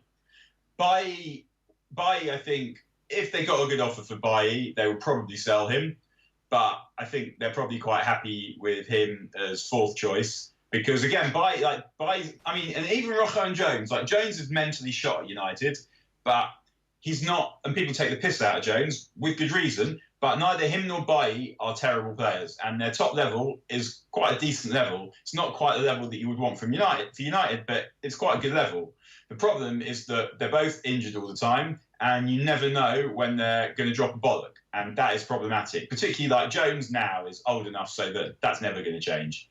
But I still think that he could do a job at quite a few Premier League teams. Bailly is slightly different because Bailly is still quite young in football years. He's not played an awful lot of top level games. He didn't play that much. Like he got good quite quickly, but he's not particularly experienced. So Bailly needs games and he needs to play regularly. The problem is that it seems unlikely he's going to get the opportunity to do that at United, and anyway, he's injured all the time. Well, so can I just, like, if you look back to various players who've left Man United and gone on to be good, why don't Manchester United loan out these players in the middle of a 4-year contract and give them a year to see if they are actually going to be any good, and try and recoup the value that way? Because I think a bird in the hand, really, that if you get offered money for a player that you think is good enough, then you sell them because because you want to reinvest the money in the team and you want that player off the wage bill. Whereas if United send a player on loan somewhere who's on big wages, they might still be stuck with the wages. And if the player gets injured, the player might get sent back, or the player might not do well enough, and the club might not want the player. So if the money that you get is enough, then you might just do that deal. I think the loan deals tend to be for younger players that you think need toughening up or need to learn the game, rather than players who are kind of in their mid-20s. Yeah, I still just wonder if Bailly went and played a season in the Premier League for anybody from Sheffield United down to Leeds, obviously probably unlikely to go to Leeds, but just say he played like 30-odd games, 35 games in the Premier League next season, and then United take him back and away you go. And it's worked. Henderson's a bit younger, obviously, but in centre-back years, we've definitely heard experts say centre-backs do not mature at senior level until they're 29 to 32, because you have to have the experience. You've got to see the different challenges that different teams, particularly in the Premier League and in European football, offer you in terms of spatial awareness, your relationship with your fullback, understanding how the goalkeeper works. It's a minutes played. That's the good quality input to get good quality output. And how do you do that in training at Man United? You can't. No. You definitely need to play games to improve. I think the thing with Bailly is that he's always injured, and if someone offered what United thought was good money for Bailly, they would take it, because you never know. He's gone for the wage bill, and you've made some money back on the original investment. They reinvest the money immediately, and you never know when he's going to get injured again. Okay, well, let's move to the first choice back four. Aaron Wan-Bissaka, Harry Maguire, Victor Lindelof and Luke Shaw is the current first choice back four. Is that fair? Yeah, for sure. Is Brandon Williams going to be there next season, do you think? I don't think so. There's a lot to like about Brandon Williams, but he's raw. And also, I think when Luke Shaw was injured, you saw the difference of not having a natural left footer on the left. Before Luke Shaw got injured, you were seeing quite a lot of link-up play between him, Martial, and Rashford in particular. And that kind of stopped when he got injured, because what happens is when you have a fullback who is playing on their natural side, it allows them to keep the width, and it means that the forward, the wide attacker, can be more like an inside forward and attack the box. Whereas when you don't have a natural player playing on their rights on the correct side for them, it means that the winger has to stay wider, and that doesn't quite work in the way necessarily the team wants to play. So if you look at United on the right, you've got Wan-Bissaka and Mason Greenwood. And Mason Greenwood wants to attack the box. He wants to come inside. He wants to get a shot off. He wants to score goals. But in order for that to work as well as you would want it to work, you need a fullback who is going to be able to get down the wing and stay wide and put crosses in. That's not what Wan-Bissaka has improved in that aspect, and he looked like he was improving quite significantly until he started to look very tired. But I think one of the reasons United are so keen to sign a right winger is for that reason, is because on that side they don't have a fullback who is as comfortable crossing. And ultimately, the way that United play, the way the balance of the team works, is that they play with two attacking midfield players, Pogba and Fernandes. And that means that the defenders need to be able to defend one-on-one. And the most important quality of those defenders is the defending. It's the ability to defend one-on-one. So you look at Liverpool's fullbacks, for example, and because Liverpool have play with three athletes in midfield whose main job is to basically run up and down, run the legs off the opposition, rather than supply the attacking quality, it means they can keep their fullbacks high and wide, and their wide attackers can attack the box to score goals in the way that we see. The balance of United's team is slightly different. So what they need is they need fullbacks who can defend one-on-one, but it's also really important that they have a player who can keep the width on the left. So he can keep the width on the left because the guy who's really good at defending one-on-one who plays on the right is not as comfortable as an attacking force from the touchline. Daniel, do United need to buy someone at right back as well? You mentioned how tired Wan-Bissaka was. He played a lot of football in the season just gone. And in the games when he wasn't there, whether it was Fonsu Mensah or other players stepping in, they lost a lot on the right-hand side when Wan-Bissaka wasn't around. I think they probably need to sign someone. I'm not sure they need to buy someone, and I'll tell you why. Because number one, Brandon Williams, although he is a left-back, he's right-footed. So it seems unlikely that he would not be able to be a deputy for Wan-Bissaka. And also, there's a kid coming through now who's just behind Brandon Williams, who's called Ethan Laird. And I think he will be a better fullback than Brandon Williams, and he might be a better fullback than Aaron Wan-Bissaka as well. And I wouldn't be surprised if at some point Wan-Bissaka moved to centre-back, because Laird is a better attacker than him, and also a really good defender. I'll tell you, I was talking a while ago to I've forgotten who I was talking to now, but I was talking to someone who has been watching. I'll tell you who I was talking to. I was talking to Jimmy Murphy Jr., who is the son of Jimmy Murphy, who was Matt Busby's assistant, who's been watching United's youth team for 50 years. And it doesn't mean he necessarily has a better eye for a player than someone else, although he's definitely someone to whom I would listen. And he was saying that when he followed United's youth team to Liverpool, and bear in mind this is a youth team that had Mason Greenwood in it, the Liverpool coaches were saying that Ethan Laird is the best of that crop of young players. So I think they have really high hopes for him. I wouldn't be surprised to see him start breaking into the first team this season. And I would be surprised if United signed a deputy right back to go in front of him, because he is a serious talent. That is fairly high praise. And maybe Aaron Wan-Bissaka turning into a full back is exactly the right thing, where he's come through, he's played a lot of football at right back, understands what the right back wants, but actually, listening to you and watching him, the best thing about him is his defending. So all of a sudden you've got that pace, and it gives you the opportunity to do loads of other constellations. We're way behind where we're supposed to be in terms of time, so let's fly through the midfield. The midfield is fairly obvious in that this is let's assume, are we assuming it's a duo with, or is it actually a trio? Tell me how many midfielders am I going to pick here? It's three. It's Pogba, Fernandes, and one more. I think it's interesting that we saw Fred playing in the last couple of Europa League games, not Matic, which suggests that Solskjaer is not quite happy with the difference between Fred and Matic is legs and the ability to look forward, pass through the lines quickly, and to carry the ball. I don't think Fred is as good a player, is as good at that as United would want to have, but it doesn't look like they're going to find someone better. So it looked for a little while like Solskjaer had settled on Matic as that player, but I personally am happier with Fred doing it, because I think that United should be good enough in most games to play the attack, to play the player who gives them more going forward, and that is definitely Fred, not Matic. So it's Fernandes and Pogba, and then it's Fred, and then Matic, and then after that McTominay. Yeah, the problem with McTominay is, so the way that United play at the moment, they're playing more of a 4-2-3-1 than a 4-3-3. And if you play and McTominay's main quality is his running, and in that he's more similar, he would fit better currently into the midfield that Liverpool play than into the midfield that United play.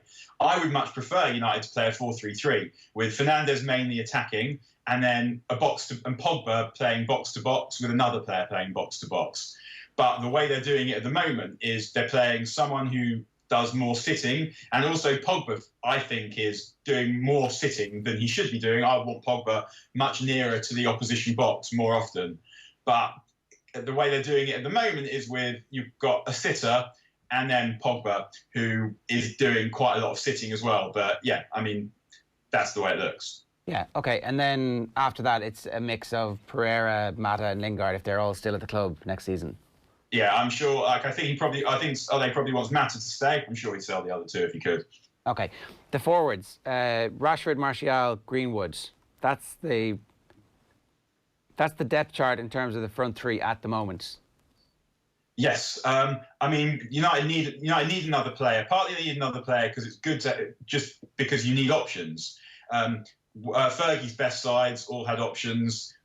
City have loads of options, and when you're not winning a game, you want to do something different to challenge the opposition that would be different from what they've been dealing with for the past 70 minutes. And then you bring on someone really good and fresh, and to confront tired legs and tired minds.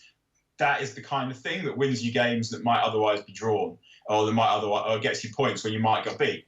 So they obviously want Jadon Sancho. Whether they're prepared to spend the money on Jadon Sancho, it's impossible to say.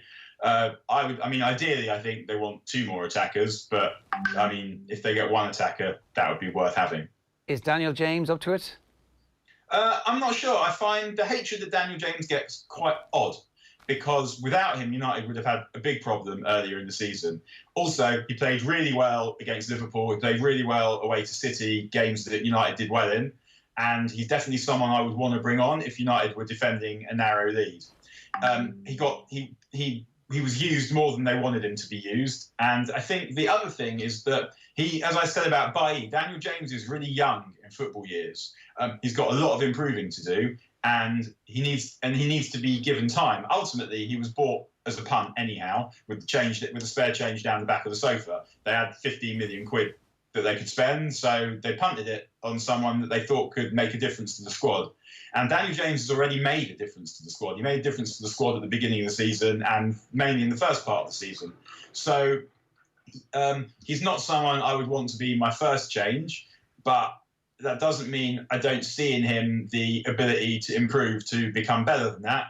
And he's certainly someone I think is worth having in the squad to get better. Spending the money on the loan deal for Odi Nagalo at the time was like, oh, this is just a body to flesh things out. But actually, in that team, as a replacement 9, as somebody who can actually give Martial a relief, it makes sense. But long term, it's obviously not an option. Do they need to replace him as well? Like, are they actually looking for a number of bodies here? Well, he's only there till January anyhow. I'm sure they would prefer to have another centre forward. I think that I was surprised that we didn't see him when United needed the goal against Sevilla, because just at that point, it's just when there's 10 minutes to go. Or I think he came on with 10 minutes to go, but slightly earlier, because it's just a slightly different option. Someone who can hold up the ball. I mean, Martial can do that, but if Igalo's holding up the ball, Martial can run in behind and vice versa.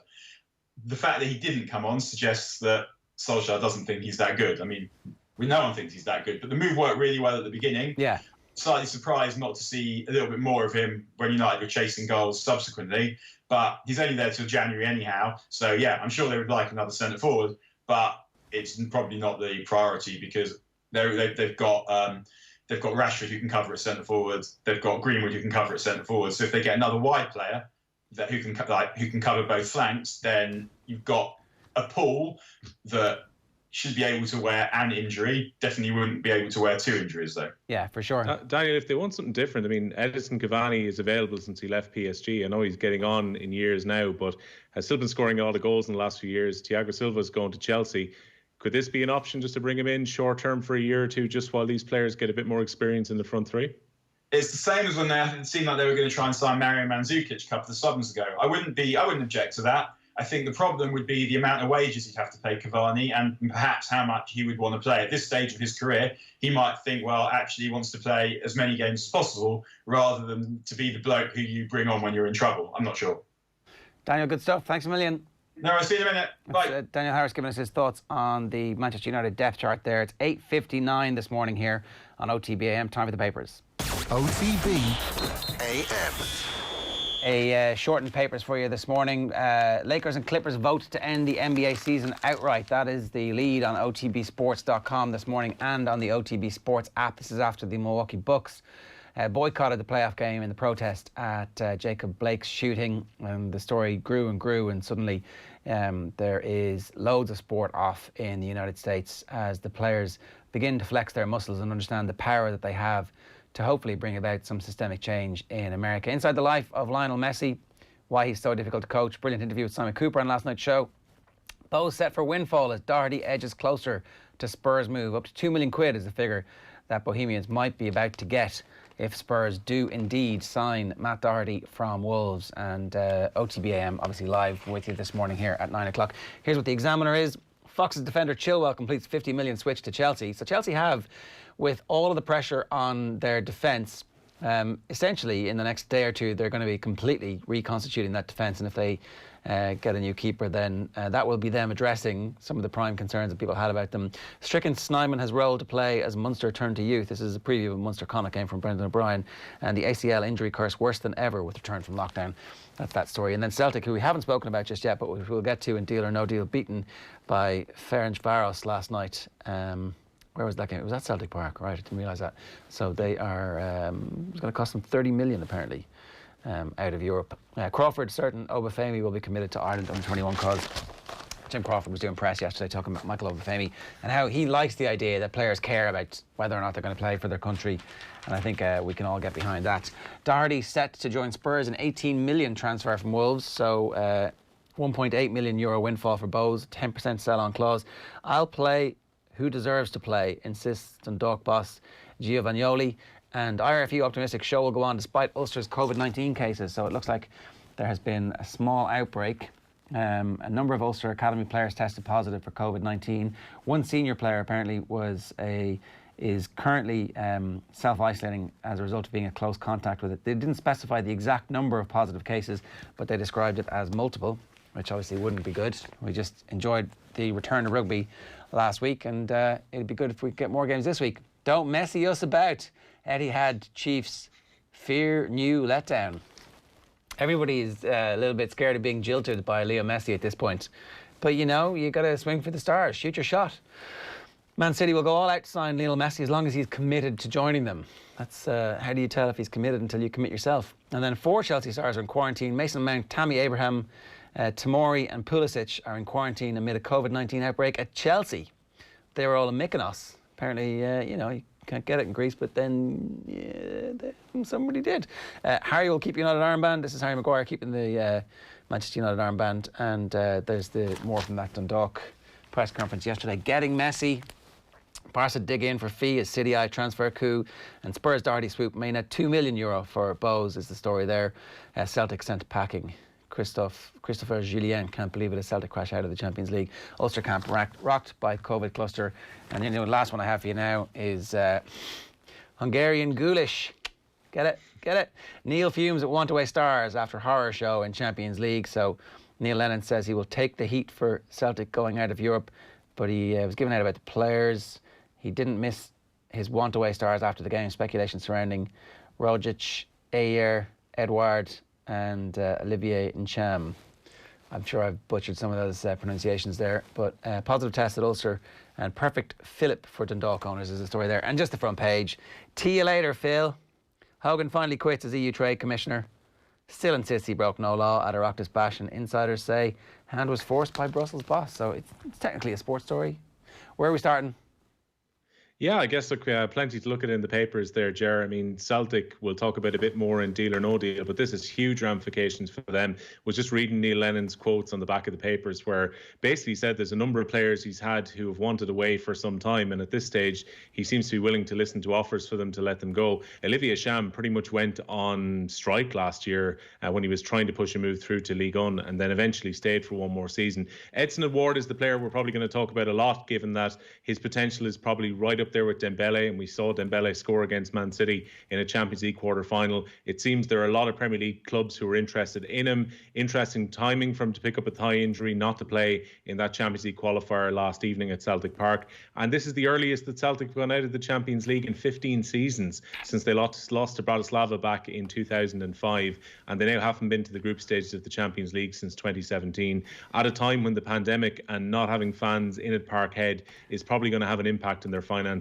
This is huge because they'll have to negotiate at least 2 rounds now of the Europa League qualifiers if they're even to reach the Europa League group stages, and the riches on offer there are a lot less than they are in the Champions League. So big pressure on Celtic. Can I briefly just play devil's advocate for 1 second? The most important thing in Celtic football history is being the first to do 10 and not having any distraction of European football. I understand the finances long term, blah, blah, blah, blah, blah, blah, blah, blah, blah. If you're a Celtic fan and you do 10, all of the bragging, the generations of having to listen to the 9 in a row that Rangers did, you can suddenly wipe that away. Like, ultimately, in the small, tiny world of where all that matters is being better than Rangers, the 10 in a row is actually more important than what happens in Europe, I will argue. I would argue, Jared, to be better on the pitch, they're going to need more than 2 centre-backs. And if Christopher is being linked with Milan, there's a reasonable chance that he'll leave. They need to get Shane Duffy in if that's what they're going to do. They've got we're talking about depth charts, a lack of defenders. And we saw last night they had no recognised striker to play in that game. They did have chances to win anyway, but having someone like Edouard who would have taken the chances would have made a huge difference at Celtic Park. And I think at this stage, the fact they've got 2 months of a window now to negotiate, it's not like previous seasons where you get knocked out in the Champions League qualifiers and you have to keep a player happy for 2 weeks. There is going to be speculation about him. Oh, they're gone. Sell now and give yourselves the 2 months to get somebody in, right? And will they be able to reinvest to get players good enough? I don't know. I mean, I think this is probably music to the ears of Rangers fans, because if Celtic were to qualify for the Champions League, they would have reinvested in their squad and they would have had a better chance of 10 in a row. One wonders, particularly after Rangers beat them earlier this year, if Rangers have a bit of longevity, they could maybe stop the 10 in a row. Well, okay, I accept what you're saying, and it makes a lot of sense. But surely, Dermot Desmond is going, just get me the 10 in a row, Neil. All I want is the 10 in a row. He might have to open up the purse strings if that's going to happen. I've got plenty. So, what's next? Well, we're talking about Dundalk as well. It's interesting to me. I think a lot of people were probably charmed by the new coach who's come in at Dundalk. A lot of flux. We've seen John Gill leave the club. We saw Vinnie Perth leaving the club after their exit from the Champions League qualifiers last week. It's going to be interesting to see who's on the bench alongside their new management team, because there's no pro license between them. So I would imagine probably Shane Keegan will be there. He's their opposition analyst. He holds that license. He's in a position to step in there, and then we'll have to see what happens with Dundalk further down the line when it comes to investment for them too, because this was described in private text messages as a kamikaze mission coming in until the end of this season.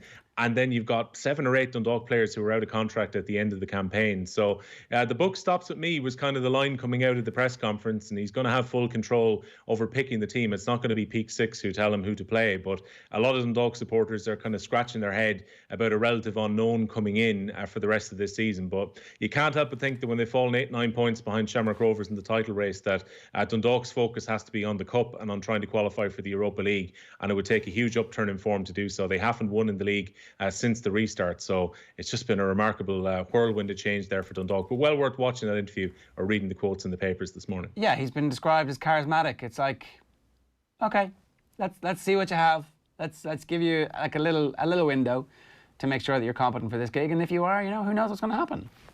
Look, I think some of the supporters aren't exactly killing him on this. I think there's no ill will towards the fact that he's got the chance of a lifetime. You go from being the head of AC Milan summer camps and coaching an affiliate team of New York City in New York to getting the chance to lead a team into Europe. So again, I think there's nothing personal against him, but I think a lot of the fans have had question marks over Peak Six, who've put a lot of money in since 2017 and shouldered big losses in both the 2018 and 2019 accounts. But looking at the profile of the players that they're trying to sign from outside, looking at players from the American college system, some of the links maybe that they have with other clubs too, I can understand why some Dundalk players or some Dundalk supporters, I should say, would be a little bit wary, particularly when Vinnie Perth and John Gill were so involved in the success of the club before this. I think that's completely fair enough.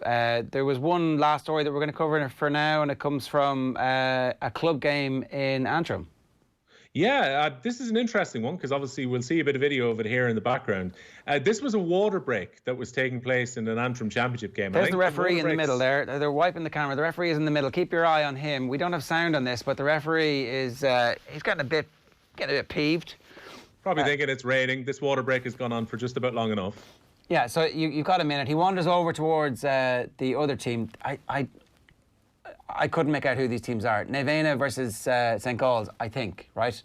And there he is in the middle of the pitch, and now he's blown his whistle, right? Yeah, he's made a pretty clear indication there, Jared, that we're back and we're ready to go. Water break lasts a minute. It's mandated for a minute. Now he's waving play on, but hang on, there's only one team out. Where's the other team? Uh-oh, goalkeeper making a mad scramble back, and a bit of leisurely, what are you doing? Get the ball! And eventually they get the ball into the full forward, who's like, what am I going to do here? Don't miss it, open goal. Referee gives the goal. Now, there was a square ball there from, I think it's Nevena.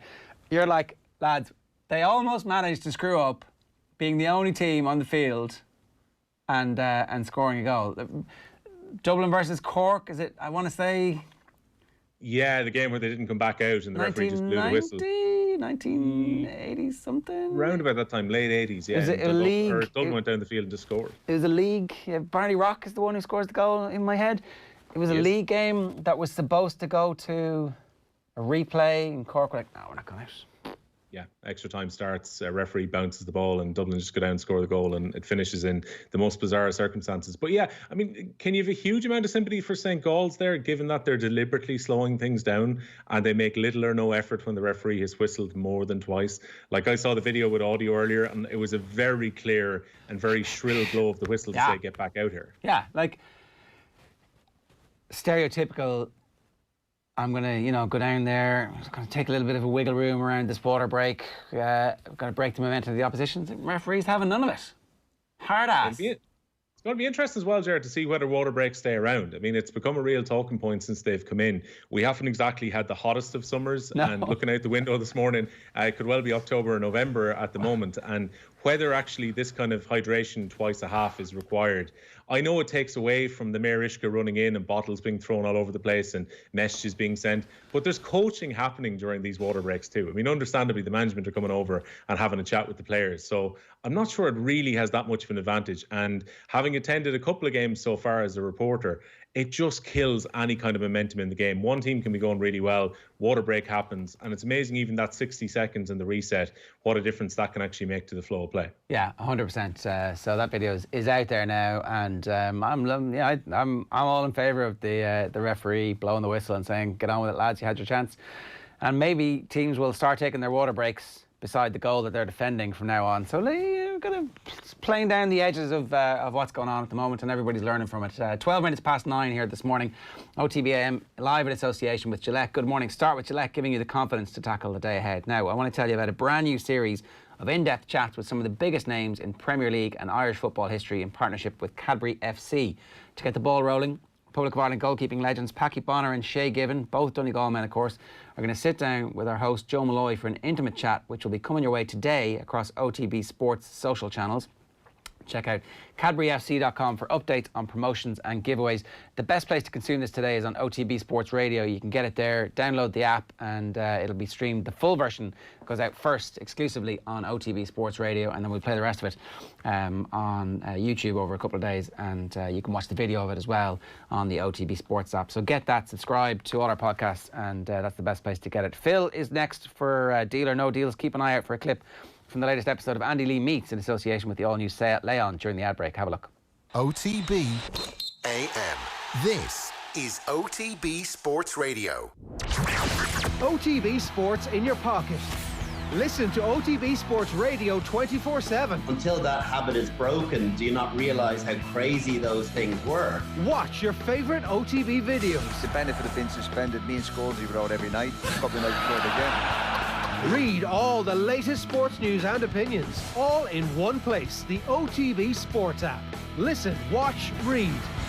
Wherever you are, we're always with you. The OTB Sports app, available to download now from your app store. I tried to stand up, but obviously my leg wouldn't support me, and tried it twice, and then I could just see it flopping.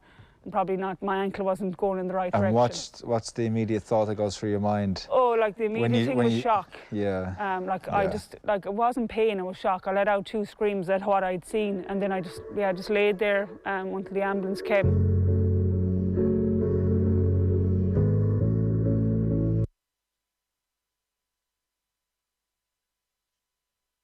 OTB Sports, in partnership with Cadbury FC, are kicking off a brand new series of in-depth chats with some of the biggest names in Premier League and Irish football history. To get the ball rolling, Republic of Ireland goalkeeping legends Paddy Bonner and Shay Given will sit down with host Joe Malloy for an intimate chat which will be coming your way on August 27th across OTB Sports social channels and on OTB Sports Radio.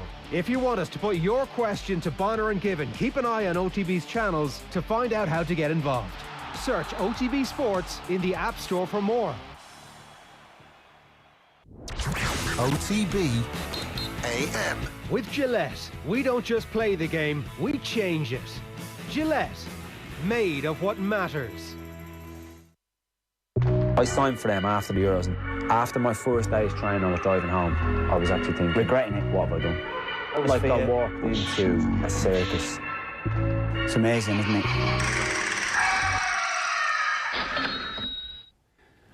Who's going to be walking into the circuses this transfer window?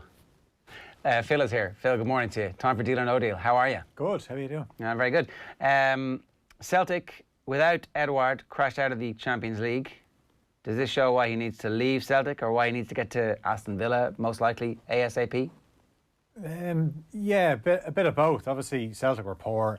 Defensively, they made mistakes, and even just watching the last 10 minutes when you knew they needed a goal, it just never looked like it was coming. Even when the board went up for 5 minutes, injury time, you think they're going to get a chance, but they never got the chance. They just couldn't carve it out. It was all very, lateral passing. There was no injection of pace. It got to the edge of the box and there was just nothing there. And the last pass, that incisive pass, just wasn't there. So really disappointing, because that's a team. I know Neil Lennon had talked up Ferencváros before the game. They had been unbeaten in the last 7 away games in Europe, but Celtic have to be beaten. That's 3 years in a row now where they've been knocked out. I mean, and it's getting worse. You're going from AEK Athens to Cluj, and now to Ferencváros, who managed by Rebrov. But yeah, like, if you're going to, they should be at the very worst, they should be getting to the playoff round, and then maybe they come up against a team that are just a lot better than them. But that was down to a poor performance, and it doesn't really bode well for the season if they're going to lose. Like, Neil Lennon's come out after the game and said, there's players that have been making waves for the last 6 months about leaving. Well, now is the time they probably should leave. But this is a season, this is such an important season for Celtic. They have a chance to win 10 in a row.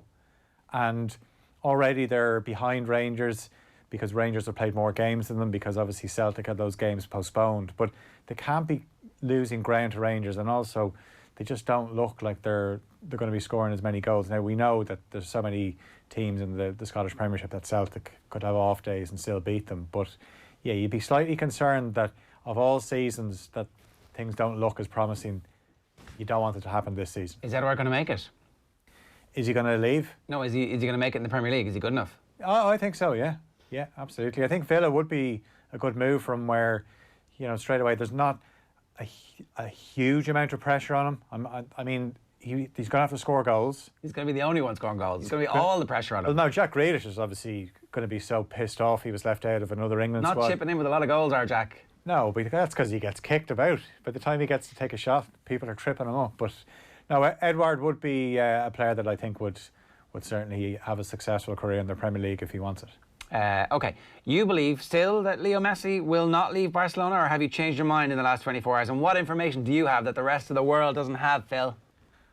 Well, I don't. I believe it when I see it. But obviously all the sounds coming out now are that he's going to move and he's going to join Manchester City. So it's really up to how Barcelona let it play out. This is a guy that he's been so loyal to them. 20 years he's been at the club.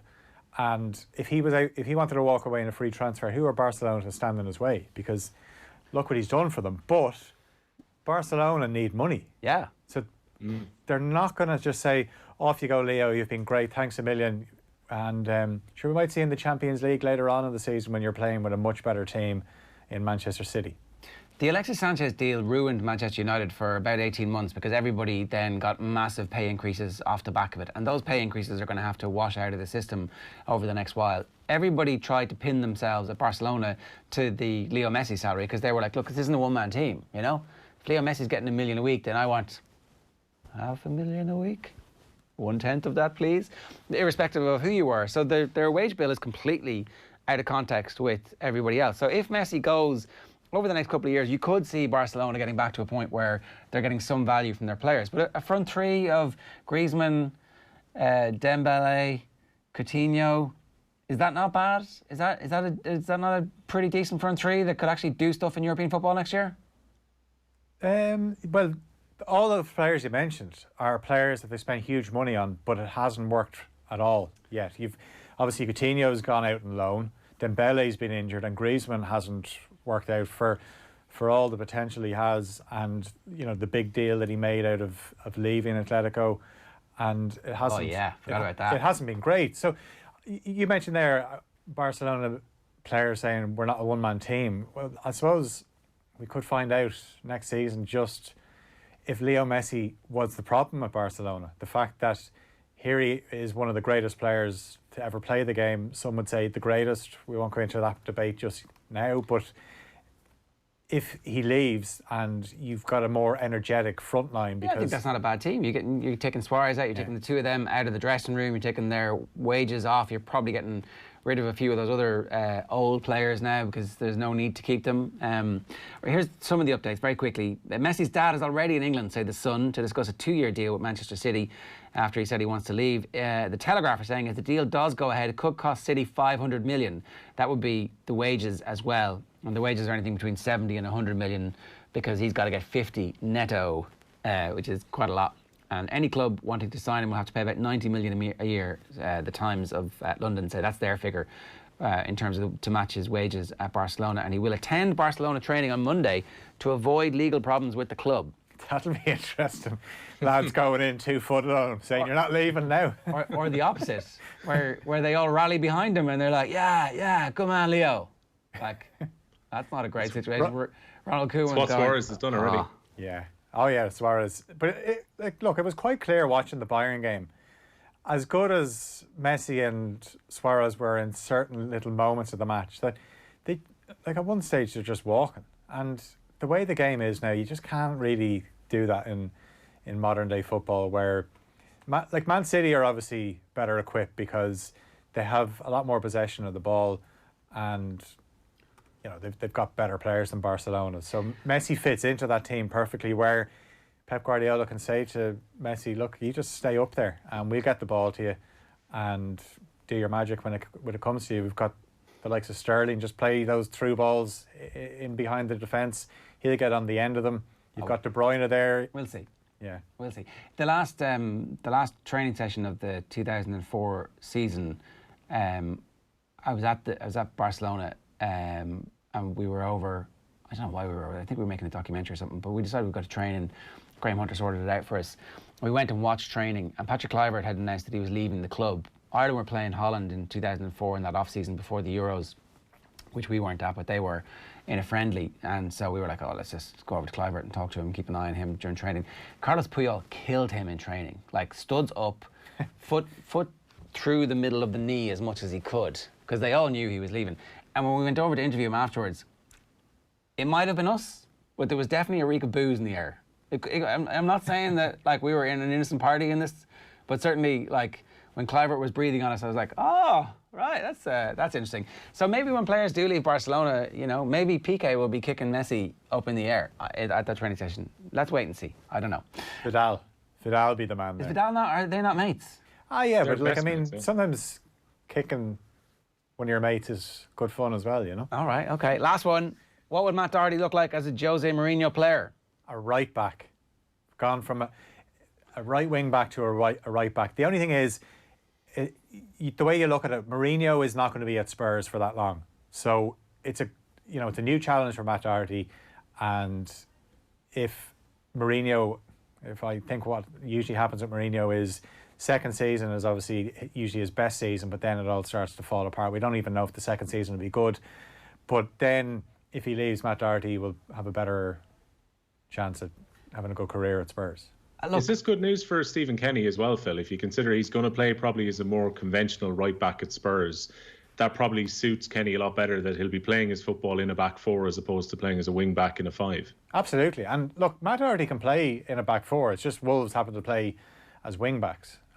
So he'd be perfectly fine. We know he's also played as a left back as well. So he can play in any full back position or wing back position. But yeah, I would agree there that he'd obviously be. And look, it's not as if he's not going to get forward. Serge Aurier gets forward under Jose Mourinho, and puts in that's the better side of Aurier's game. But obviously Mourinho doesn't trust him because he falls into that category of defenders that has a mistake in him, where a ball goes into the box and if Aurier is around it, you don't know what's going to happen. So Mourinho wants a bit more calmness in the penalty area. Matt Doherty is one cool customer, in fairness to him. We have a story up on OTBsports.com about a potential windfall for Bohemians from that deal, 1.8 to maybe €2 million. In terms of windfalls, what kind of a contract would Matt Doherty be on now, and what kind of a contract will he be on at Spurs after a move like this? Yeah, well, obviously they're going to increase his money. And from what to what, do you think? I don't know the exact wage structure of like, obviously Wolves are fairly flush for cash, so he would have got new deals with them as they progressed coming up from the Championship. So I wouldn't say he's short of a few quid, but definitely he'd be able to get a bit more money at Spurs. And I said, you're going to a better club. Like, I know Wolves are obviously finished ahead of Spurs, but so Spot Track, and I don't know, this is in American sport, you publish all your contracts and everybody knows exactly to the pound, shilling and pence how much you earn. Spot Track maps all of those for the NBA, the NFL and on baseball, and they've started to do it for football as well. They reckon that he's on 10 grand a week. I can't. Has to be more than that. I can't. Does it? Because he's been there a long time.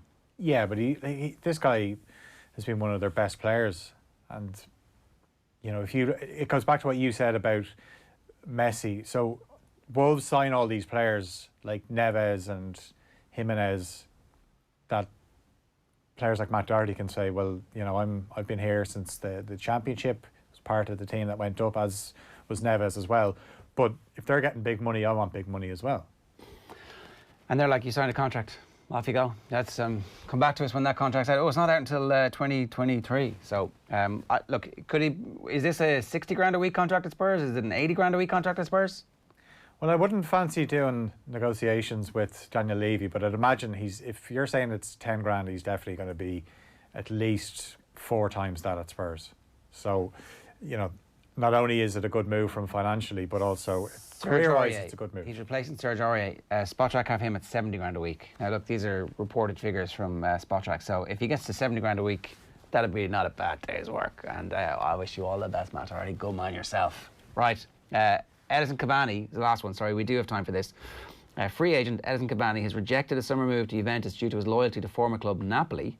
The 33-year-old Uruguayan striker left Paris Saint-Germain at the end of the season. Which Premier League club should sign Edison Cavani? Leeds. I want Leeds to sign Cavani. That they obviously play such lovely football, but don't always score enough goals. Cavani goes in there, and he's an upgrade on Patrick Bamford, obviously. So they just signed a striker yesterday, though, didn't they? But this is Edison Cavani. Is he still good? They're obviously looking at Rodrigo, but Cavani, the way Leeds play, you need somebody to finish off all these flowing moves, and Cavani can do that. Now, sometimes he needs a couple of chances to do it. Yeah, that's the thing. And also, again, you're like, you've got all these young players coming up, very excited about the fact that we've just made it into the Premier League, and we're all on 15 grand a week each, and now if we stay up, it's going to go up to 40 grand a week each, and then Cavani comes in and he's on 140 grand a week, and he's like not really doing that much of training, and he's missing a couple of chances. And does that not upset the complete equilibrium of the entire place? Well, it's going to be Bielsa's call. If Bielsa wants him or doesn't want him, you know, he's going to say this. So the worry for me, I've always felt this with Bielsa, I never know, or no one knows what he's ever going to do. So Leeds do not want to annoy him before the season starts, because we all want to see Bielsa in the Premier League. All right. That is the end of Deal or No Deal today. I signed for them after the Euros, and after my first day's training, I was driving home.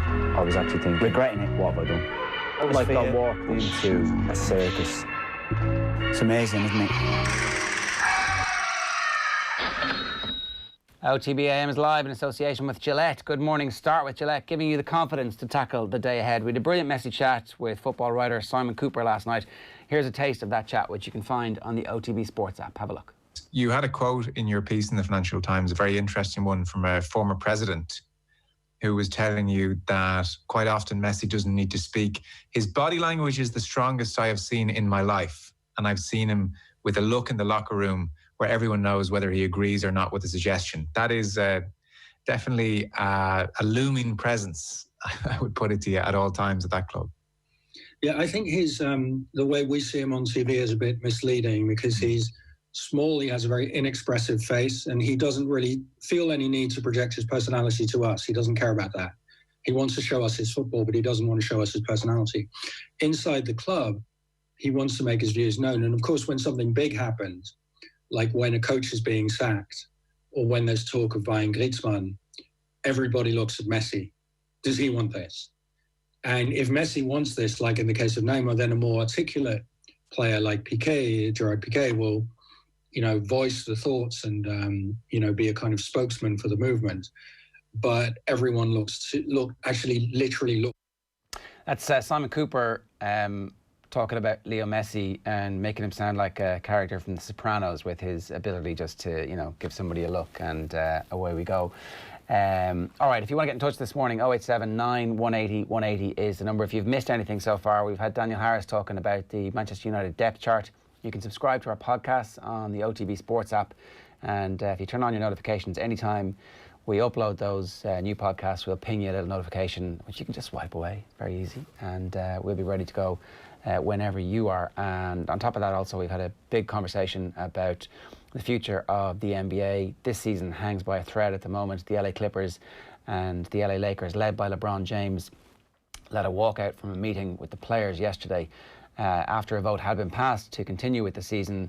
LeBron James, leading it, said he didn't want to play the rest of the season with what was going on in the wider society in America. And so there will be further meetings today, but as it stands, that meeting has left us with the suggestion that there won't actually be any playoffs this year, or the rest of the playoffs will be abandoned. Now, I want to go back to a piece that we did, I'd say now about 3 months ago, where we talked about the future of sport, business, sponsorship, and what the landscape was going to look like. I'm delighted to say we've got Jill Downey, the Managing Director of Core Sponsorship, and Rob Pearson, a Director at Teneo, with us again this morning to talk about the document that you guys have just released, Jill, the State of Play Post-COVID-19, How to Navigate the Return of Sport and Entertainment. The world's in a slightly better place now than it was when we last spoke, but things still aren't perfect. So what does the landscape actually look like, Jill? What's your research telling you at the moment? Well, there's a few things, I suppose, coming through. 5 key themes came through for us. One is actually quite interesting, that sponsorship and the role for sponsorship is becoming more and more important. And that's obviously great for us in our business. But I suppose in its absence, businesses really felt when sport was off and entertainment was off, that sponsorship was really missed across the business. But it also afforded opportunities for sponsors during the lockdown, different opportunities that may not have come up for the brands or for the companies if the sponsorships themselves hadn't existed in the first place. And so from that perspective, it's become, I suppose, even more strategically important, which is great for the future of sponsorship. But also I think what is a really positive during the lockdown is that fans have an increased acceptance of the role of the sponsor. And, I suppose fans haven't always embraced or loved sponsors over the years, mainly if they sort of get in the way of the enjoyment or the activation of a sport. But typically now sponsors or fans really understand the role that the sponsor has to play. And, with things like gate receipts gone as a revenue stream for rights holders, sponsorship is an increasingly important revenue stream now. I think the fans have started to understand that, and that's good for sponsorship, and it's good for sporting organisations as we move on through the crisis. But I think the other thing that really stood out for me was that sponsors themselves, so the brands that are involved in sport and entertainment, still feel like they're in this kind of holding pattern. So while they're ready for sport to return, and for some things like the bigger GA season hasn't kicked off yet, they're really, I suppose, struggling to spend the same money they had before or get the same return from their investment that they used to get while the condensed seasons or different types of calendars present themselves compared to what they'd usually be used to. So, for the example, again, the GAA is going to kick off in kind of middle of October for the All-Ireland Championships. And that's a time where brands are typically getting ready for Christmas. There's a lot of noise around Christmas activity. And so to try and stand out with your sporting campaigns around that time will be tricky. So a lot going on. The calendar itself, it's really busy, which is a great thing for the fan. I mean, for sports fans, it's heaven. But we say for sponsors, it might be a bit of a nightmare. It's going to be very interesting to see what happens with the whole encroachment of Christmas on top quality GAA sport in particular, and how they all, because people have a limited amount of time. I guess the fact that nobody's likely to be going to Christmas parties this year means that maybe it's going to be a very different Christmas season as well. Rob, from your perspective, what was the response from the sponsors that you work with to the absence of sport, and how are they gearing up for the return to sport?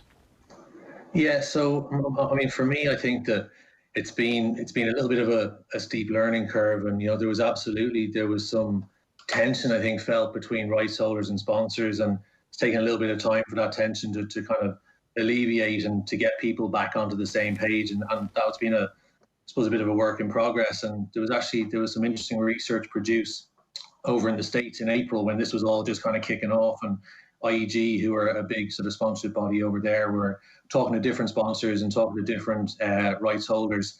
And what was evident at that time was that, there was a very differing view and standpoint. So a couple of the questions that were asked were, do you believe that pro rata refunds are appropriate? And 11% of rights holders thought that they were, versus 31% of sponsors. So again, they're very much on a different page there. And then when asked the question, could lost sponsorship value be regained? The rights holders had a slightly brighter view in terms of that. 64% of them thought that it could, versus 45% of sponsors. But for the most part, and largely speaking, I think that in Ireland, those relationships haven't been pushed to breaking point. I think that sponsors have been in very open and in some cases difficult conversations with the rights holders. But, a common ground has been found. I think that everyone's just excited to kind of getting back to sport. And, those conversations have been put to bed. And like sponsors were kind of looking for a number of different things. So they're either being given extra rights, so free stuff being put into their package. So, additional, ticketing rights, digital access, that kind of stuff. Their terms in some cases have been extended out the back end, and then in some cases, kind of fee reductions have been given to sponsors, or a little bit of a blend or a combination of all three of those. And the other scenario that we're seeing actually is, and Jill mentioned people are still in a bit of a holding pattern, is that like nothing has been done yet in some instances, and they're very much just waiting and seeing how this all plays out. So, I think that it's all been done against a backdrop of how much pain have the sponsors felt. But, I think that we're still waiting to see what happens with some of the competitions events that have been postponed and pushed back into 2021, and quite how that's going to work out with brands and rights holders. Yeah, I suppose there's like the local sponsor of the local team, and then there's the massive sponsorship of global events like the Euros and the Olympics and all that kind of stuff. And everybody is kind of ultimately faced with the same dilemma. Do I continue to support this thing even though it doesn't currently exist in the format that I got involved with it in the first place? And if I do, how does that look like? And if I don't, what are the repercussions in terms of the people that I was trying to speak to? So no matter if you are the sponsor of the local thirds soccer team in a Sunday league from a pub down the country, or if you are literally one of the biggest sponsors of the Olympic Games, the dilemma is essentially the same, isn't it? Well, I suppose there's a lot more at stake with the bigger events, really, and a lot bigger audiences at stake. So that'd probably be the key thing. But yeah, the sentiment is the same, I think, overall. I mean, you're trying to influence a cohort of fans, no matter what the size of that cohort. So, and there is a goodwill factor to the sponsor when they sponsor anything. So, I think it's important. Like our research would indicate that. Over 55% of people said that they would think negatively about a sponsor who would draw their support right now. Now, that is easy for the fan to say, of course, because they know the importance of the sponsorship revenue at this time. But at the same time, you'd be foolish to kind of to ignore stats, that high. So I think for brands, they'd have to think carefully about what they do and the kind of decisions that they make. But generally speaking, you don't get into sponsorship for the short term. So you don't get out of it for the short term either. I mean, that's really what we would say overall. But look, at the same time, there will just be brands where there is absolutely no choice, where their business has been completely decimated. Even massive global brands, we think about the drinks brands, like with pubs still closed. It's a massive hole in their revenues this year. I mean, just how many of those massive sponsorships can persist across the board for them with that kind of decrease in revenue in their main business.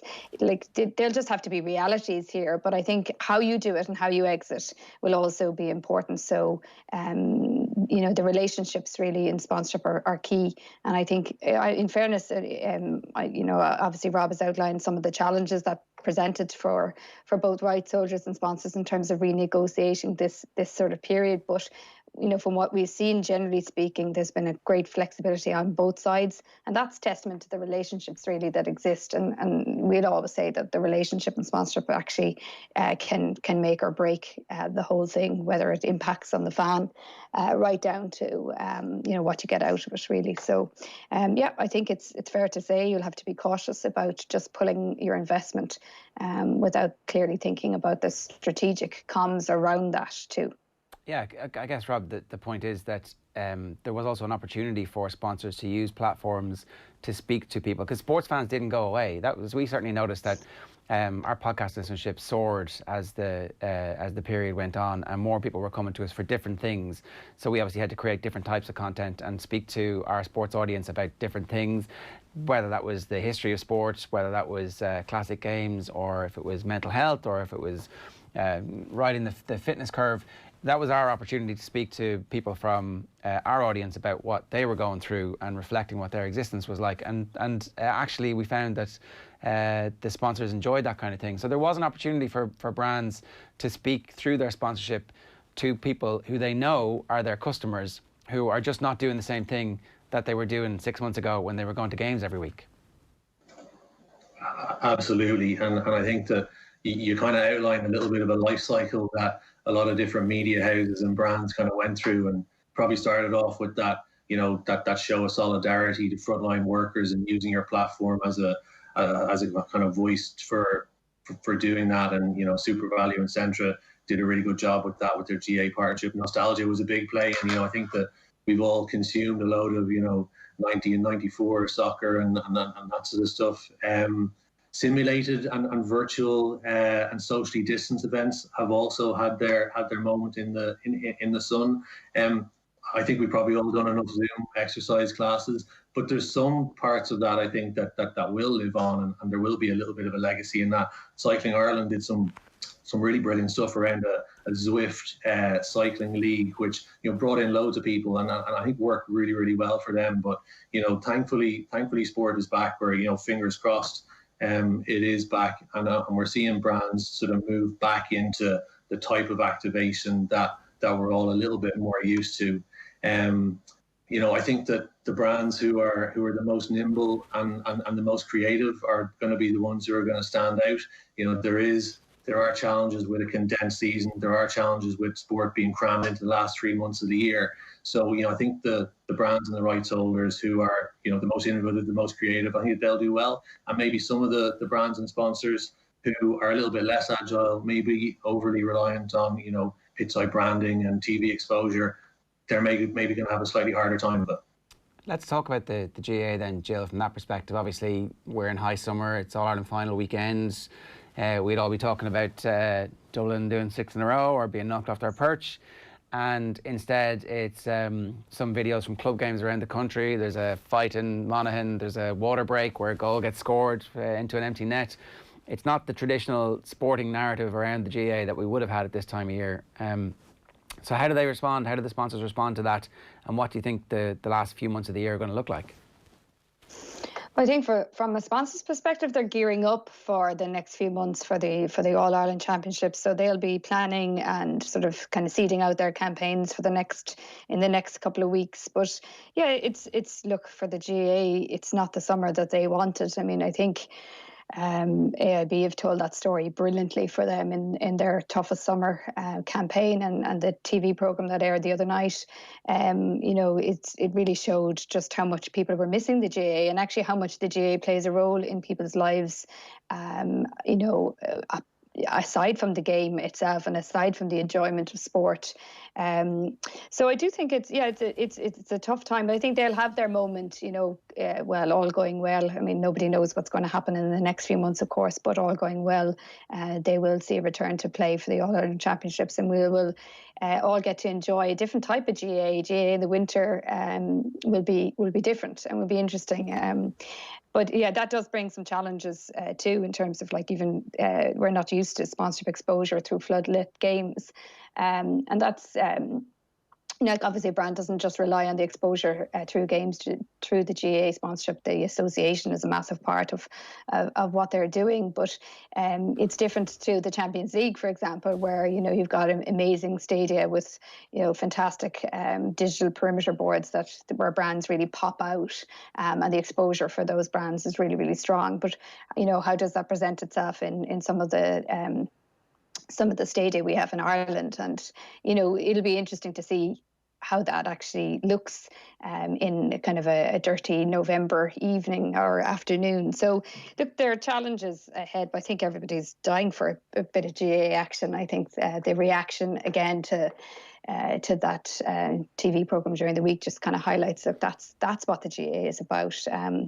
But yeah, not I suppose, unlike a number of things, it's probably just not been the few weeks of return to play that they'd hoped for either. But I think we'll see that change pretty soon. And I think another interesting thing just around Gaelic games that we've seen is that around women's Gaelic games, so ladies football and camogie, I thought a really interesting thing that came out of our research was that the fans there even have a deeper appreciation of the role the sponsor plays. And I think that's really interesting here, because it's brands like Lidl and Liberty Insurance, brands like that, have really kind of brought camogie and ladies football and women's sport to the fore. I think the fan really actually understands that's the role that they've played and that they've done an awful lot. And they're also would be increasingly negative toward the brand that might pull out. Now, that's how much they understand how much or how important the role has been for the sponsor, or the role the sponsor has played in bringing those games into a new era. I think that's really interesting for women's sports. So I also think it's fair play to some of the broadcasters out there, and yourselves included, should have continued to champion women's sport, because I think that's really important as we go into the next few months, is not to see niche or women's sports being deprioritised because of these big broadcast contracts that have to be played out. Isn't that the big opportunity for sponsors to become more activist with their sponsorship? And look, there are some fairly obvious high-profile sponsorships that always make sense for big brands, and you can do loads of great work with grassroots, and you can speak to a much bigger audience really quickly, and I totally understand why brands get involved in that. But there's also room for some smaller challenger brands in various places to come in and be advocates for stuff that hasn't changed quickly enough, or for sports that haven't, or for sports people that haven't had an opportunity to have their stories told.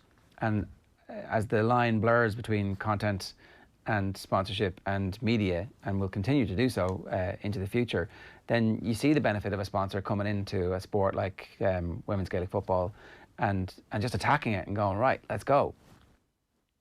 Yeah, absolutely. Sponsorship provides you with the platform. It's what you do with it, though, that makes the difference, right? So I think that those brands that have got into sort of sports that needed that kind of support and needed that, go back to Lidl's tagline is serious support. And that's this is a really competitive game, and a game worth watching and worth paying attention to. And we're going to treat the sponsorship in that manner and make sure that the fan understands that we get it. Sponsorship gives you that platform for sure. And I think there are a number of sports out there that are ripe for sponsors to take on and really bring to life. I think gymnastics is one of those. I think we've got a gymnast going to the Olympics next year for the first time ever, and how a brand hasn't sort of jumped on that and said this is a massive opportunity for us. And everything about gymnastics is amazing. If you ask me, you have the likes of Padraig Harrington talking about it being a foundation sport and something he would make sure any emerging golfer takes up. And I think it's things like that. We've got it. I think we've never had a better time, really, of young potential athletes across a range of sports, and so there's lots of opportunity now for brands to tell those stories and attach themselves to that kind of narrative, and really align their own values to those kind of narratives. That's really the key. Yeah, and Rob, I guess it's becoming less and less risky for brands to take that risk, notwithstanding the fact that there's a storm coming and we don't know how bad the storm is going to be with regards to whether or not budgets are actually going to get slashed. And if budgets do get slashed, are you better channeling your money into something that actually sends the message out that you are supporting communities even through tough times? Yeah, I think that the potential routes to your audience are now more varied than they have ever been, and potentially more cost effective. With live streaming has seen massive growth over the last couple of years. Like, we do our own research every year, kind of tracking how people consume sport. And in 2019, 19% of people streamed sport in some way, shape, or form. And I think with how familiar everybody of all ages is now with Zoom and Teams and Skype and that, you could only I suppose argue that number is going to be greatly increased this year. And we're seeing. The FAI have launched a new streaming platform for League of Ireland that's behind a paywall. It's doing well. Athletics Ireland streamed their championships just last weekend.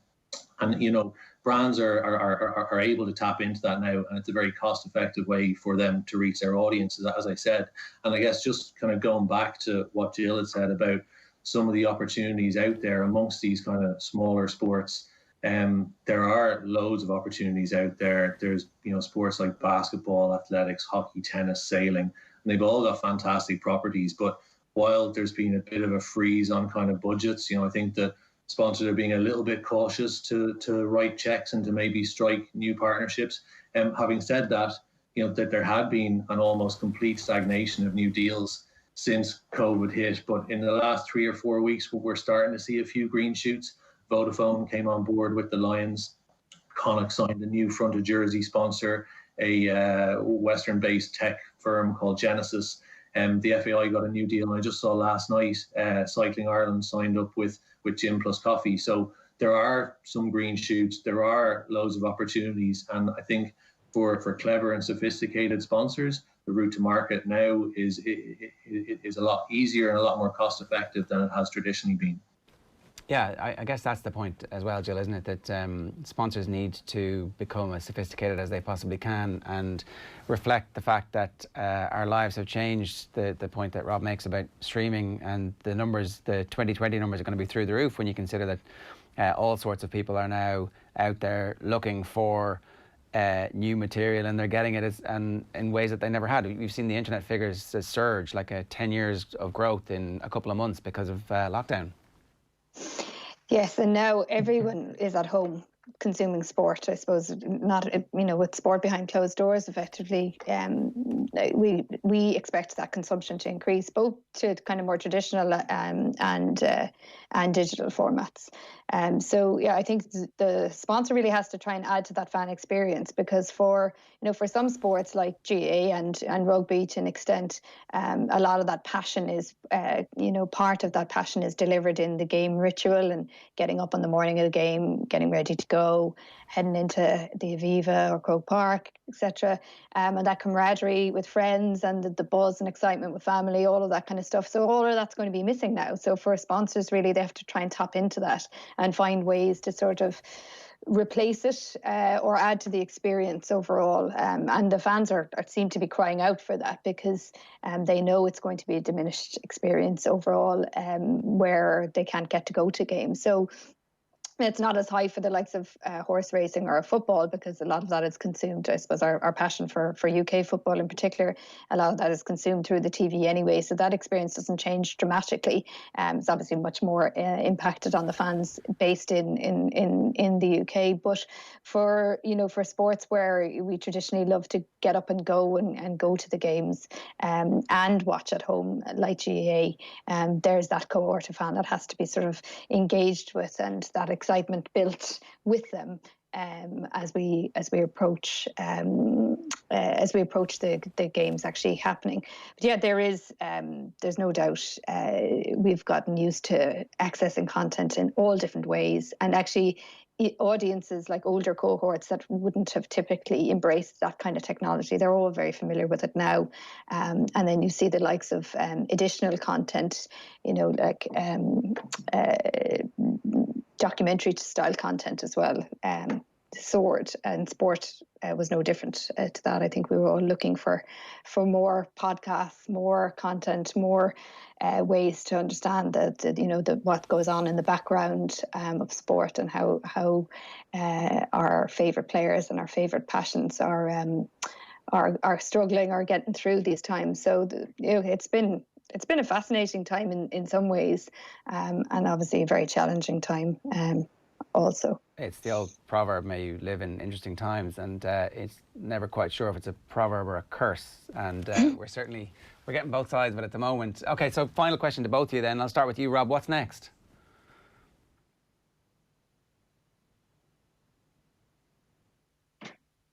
Can you hear me, Rob? I made the old, you'd think I'd be used to the mute button by now, but I made the mistake there. What's next?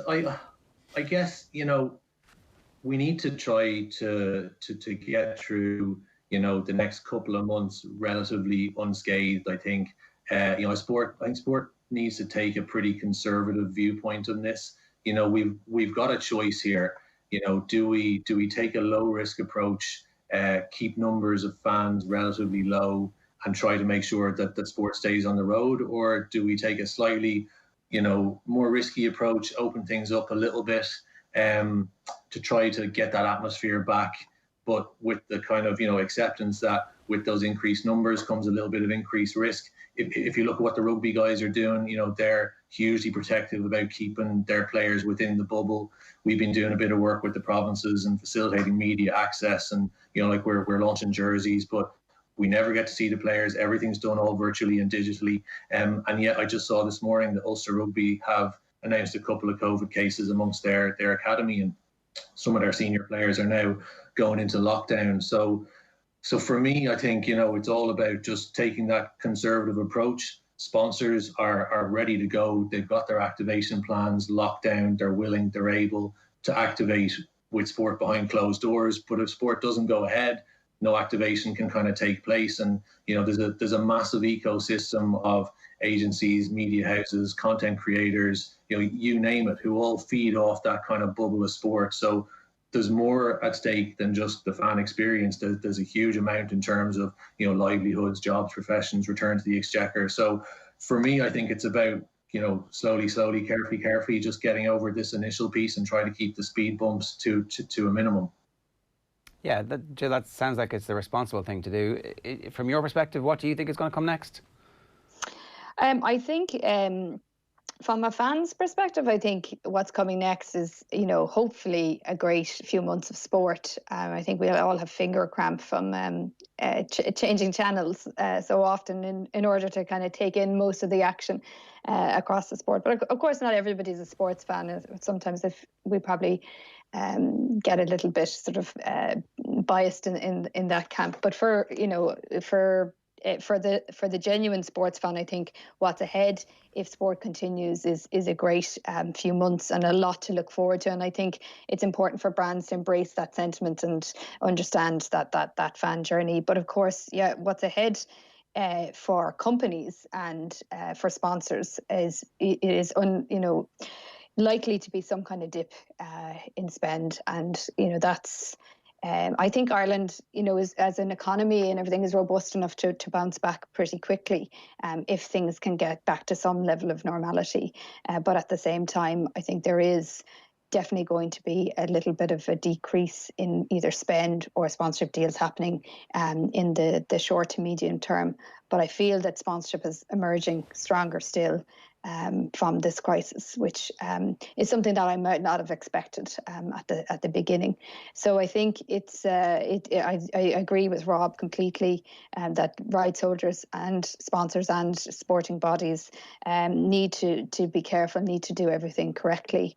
And I think by and large they're all trying. And a huge amount of investment has gone into doing that as well, which can't be overlooked. So I think it's a cautious approach everyone will have for the next few months, and if we can weather the storm for the next few months, I think we've got a very exciting year ahead to look forward to from a sporting context. Please God, it plays out the way we all would love it to play out. Yeah, the next year could be absolutely spectacular, or there is an alternative, which I'm not going to go into. Jill and Rob, thanks a million for joining us this morning. Really fascinating stuff. Cheers. Thanks a million. Thanks, Chair. It's Jill Downey there, the Managing Director of Core Sponsorship, and Rob Pearson, a Director at Teneo, giving us their thoughts about what the landscape looks like. We're checking in again 4 months on from the last time we checked in, and certainly things are way more positive now. 0879 180 180 is the number if you want to get in touch with us here on WhatsApp. We obviously monitor that all day.